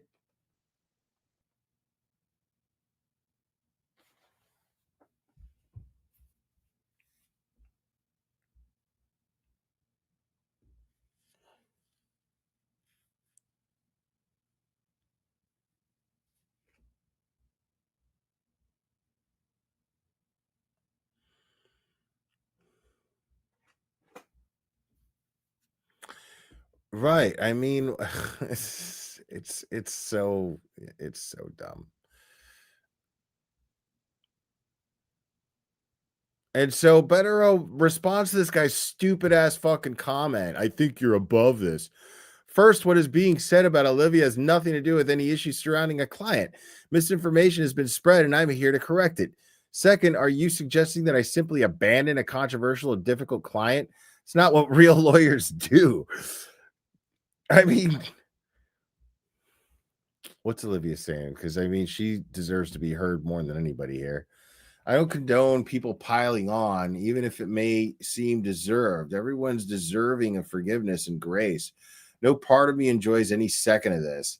I'm sad this is where it's at. It's sad. It is. It's fucking dumb.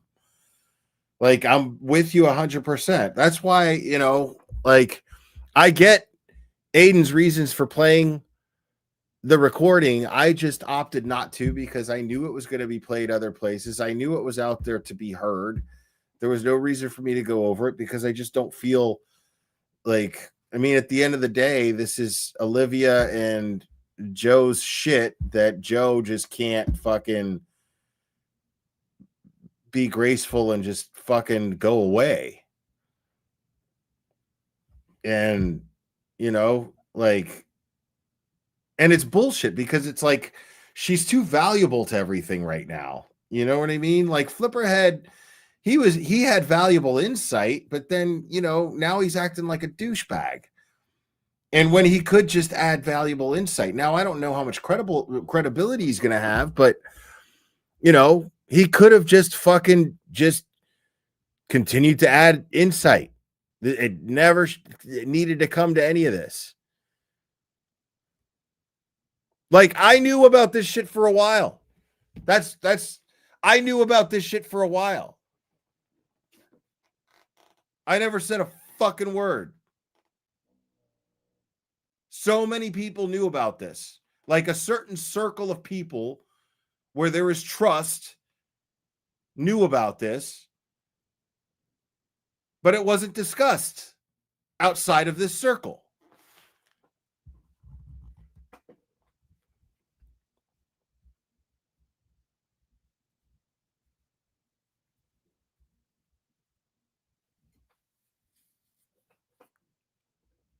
Because there was no need to. Nobody had the desire to trash Joe Flipperhead and make him look like the crazy fuck that he turned out to be.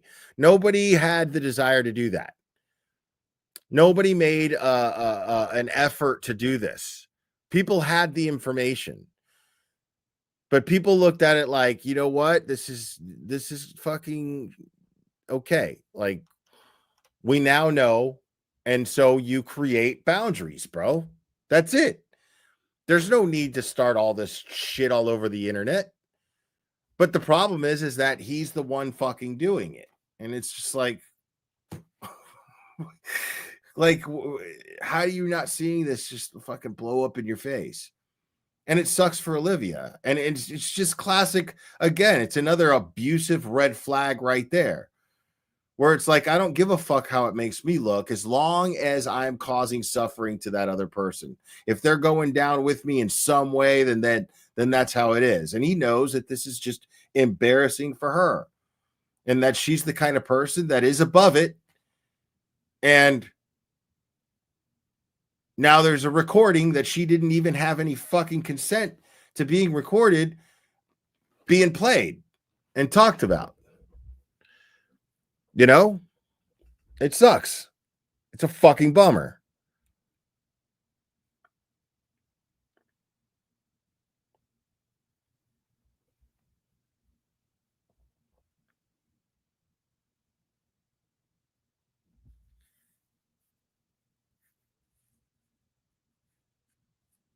Dude, I can't even.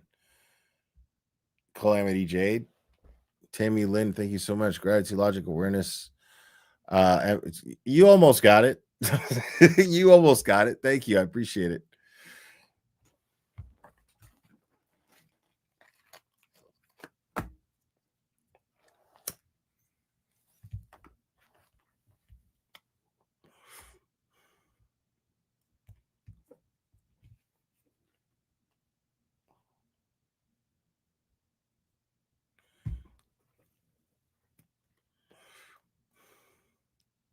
I mean, it just boils down to like the guy is not showing any reason to believe that he has a strong grip on reality. And that makes him potentially dangerous. You know? And Olivia had every right to set the boundaries that she set. And now, even though she set those boundaries, other boundaries have been breached. You know, which is just like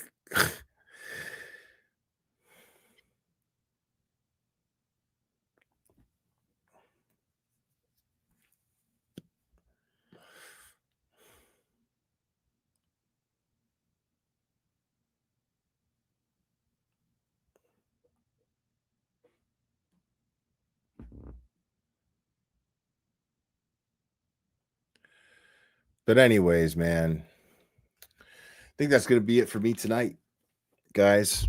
I had a great time hanging out with you guys. I didn't expect to be live for this long.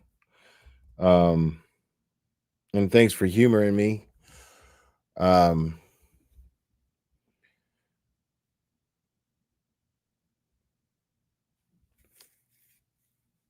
But yeah, man, you know, I just want to like get along with everybody, man. You know, like that's all I want, you know. Oh yeah. Tammy, it's not a big deal. It's the typing on the thing. It's gratitude, logic, awareness, acceptance, accountability, rationality, empathy, resilience. It's a mouthful. So, yeah.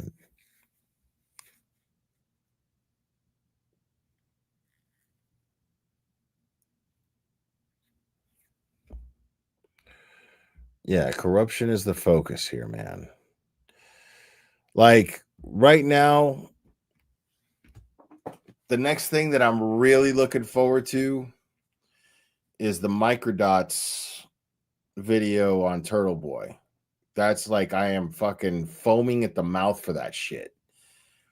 And I know it's taking long because Microdots is a fucking perfectionist. So I know that he's taking long for that. And I love that. And I know it's going to be amazing.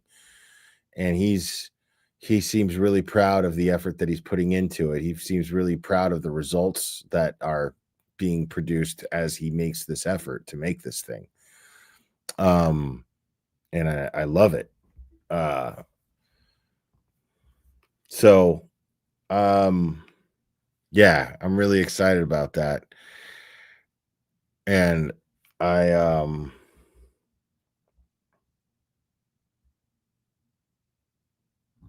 yeah, rational is crazy talk.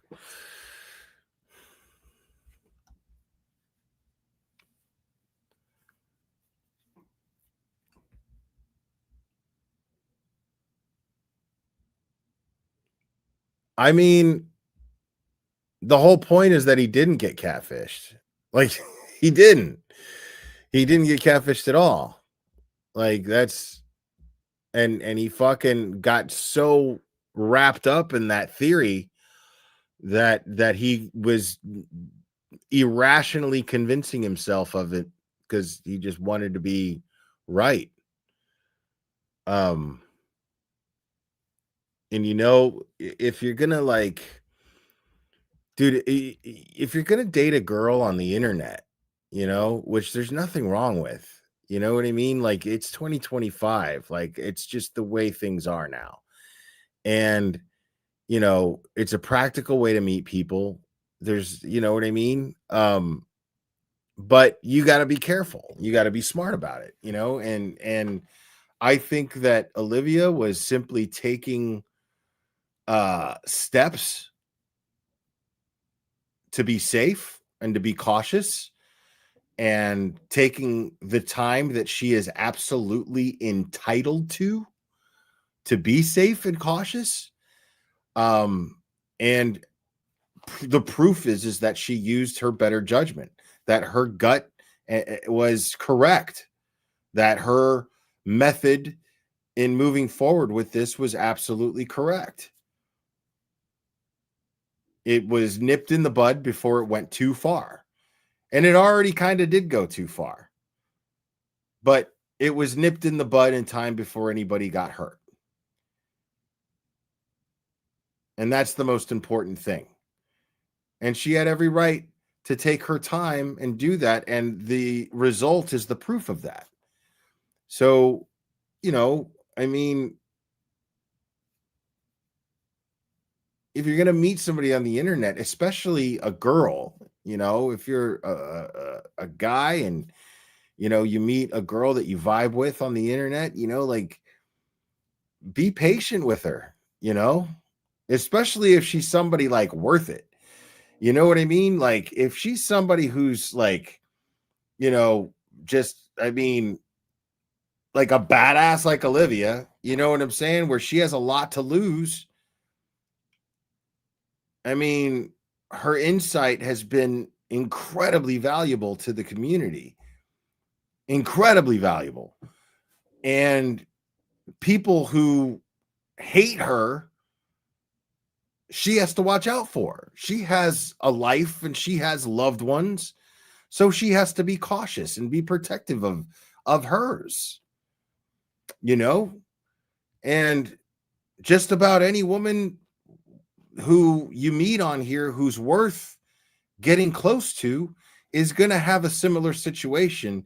And if she's intelligent, she's going to have a cautious method about getting close to whoever she meets on the internet.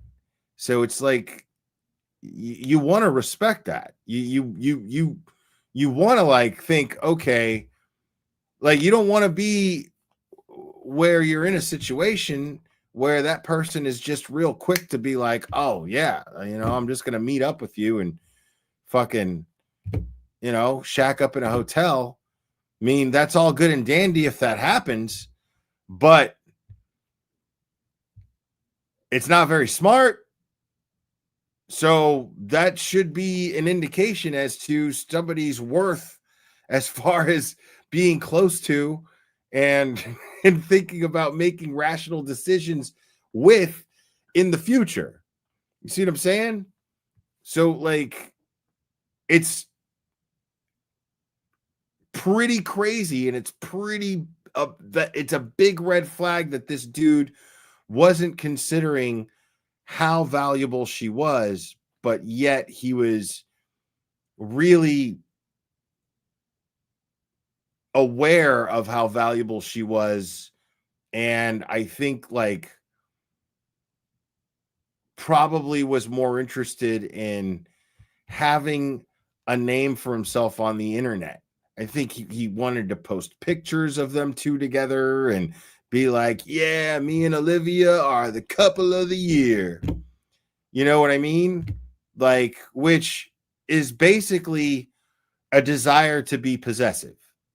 That's not, hey, okay, I just want to get to know this person and I just like want to, like, it's so worth it to me to like let it be on her terms. And, and I understand having a certain boundary at some point and being like, okay, so how long is this going to go on? Like, what do I have to do to earn your trust to get to actually meet you? I'm willing to take whatever steps necessary to do that. You know what I mean? I understand that. But at the same time, a few months of chit chat is not a lot to ask somebody in Olivia's position who you met on the internet. You know what I mean? That's not a lot to ask, is a few months of her getting comfortable and getting to know you. Anybody like that. So, I mean, to not take things like this into consideration when you're meeting people on the internet, like, it says a lot, because it's a weird situation. It's a hard, unusual situation. It's not like, even though you interact with somebody like on Twitter 100 times a day, text with them 100 times a day, it's not like somebody you work with who you're like, oh man, I like the conversations we have. I like the way this person looks at me. I'm going to get the guts to ask them out sometime. And then it's like, all right, well, then we'll meet Friday night. You know what I mean? It's a lot different. There's a lot more circumstances to be involved here because somebody like Olivia has a lot to lose. She's a lot at risk. And it's just like crazy to not consider that. You know what I mean? Like, it's crazy for a guy who is clearly as analytical as Joe Flipperhead has proven to be, to not take that into consideration. Does that make sense?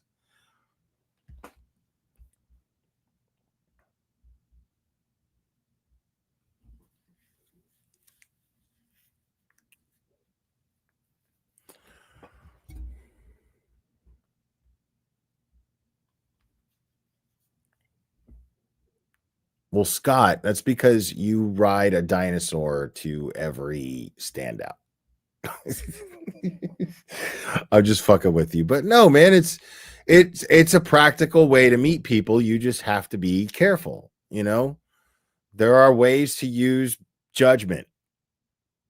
There are ways to use judgment. It's just because it's because we are that society now. Like, I mean, how often do you see a video of some woman? Joey Swole is always putting these women out there because he's like, these women will immediately, they start filming themselves in a public place. And then if some guy even looks in their direction, they're just like, oh, incoming. Look at the creep. The creep is checking me out. And then you blast the guy on the internet like he's a creep. Like, guys are scared, dude. Guys are scared of approaching women. Men are afraid now of approaching a woman in a grocery store or in a mall or anywhere because that woman is fucking dying to fucking be recognized on the internet as a victim of a creep. Like, oh my God. Oh my God. I had the worst. Oh my God. Instagram, you'll never believe. TikTok, you'll never believe. I had the biggest creep come up behind me and he had the nerve to say that my shoes were untied. And I was like, why were you looking at my feet, you weird creep? Like, dude, I just didn't want you to fall, like, fuck.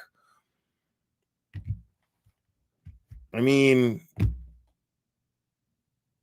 So it's like it's practical to like meet someone on the internet and get to know them via text messages, phone calls, a video chat, and then make plans to meet. Because fucking it's insane that that initial human interaction is something that we fear to engage in.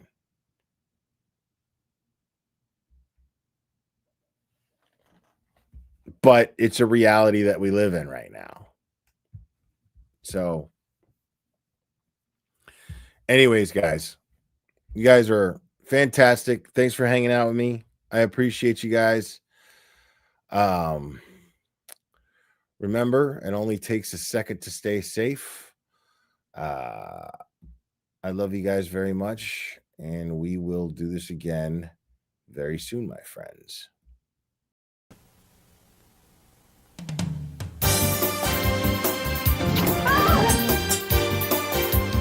Watch out!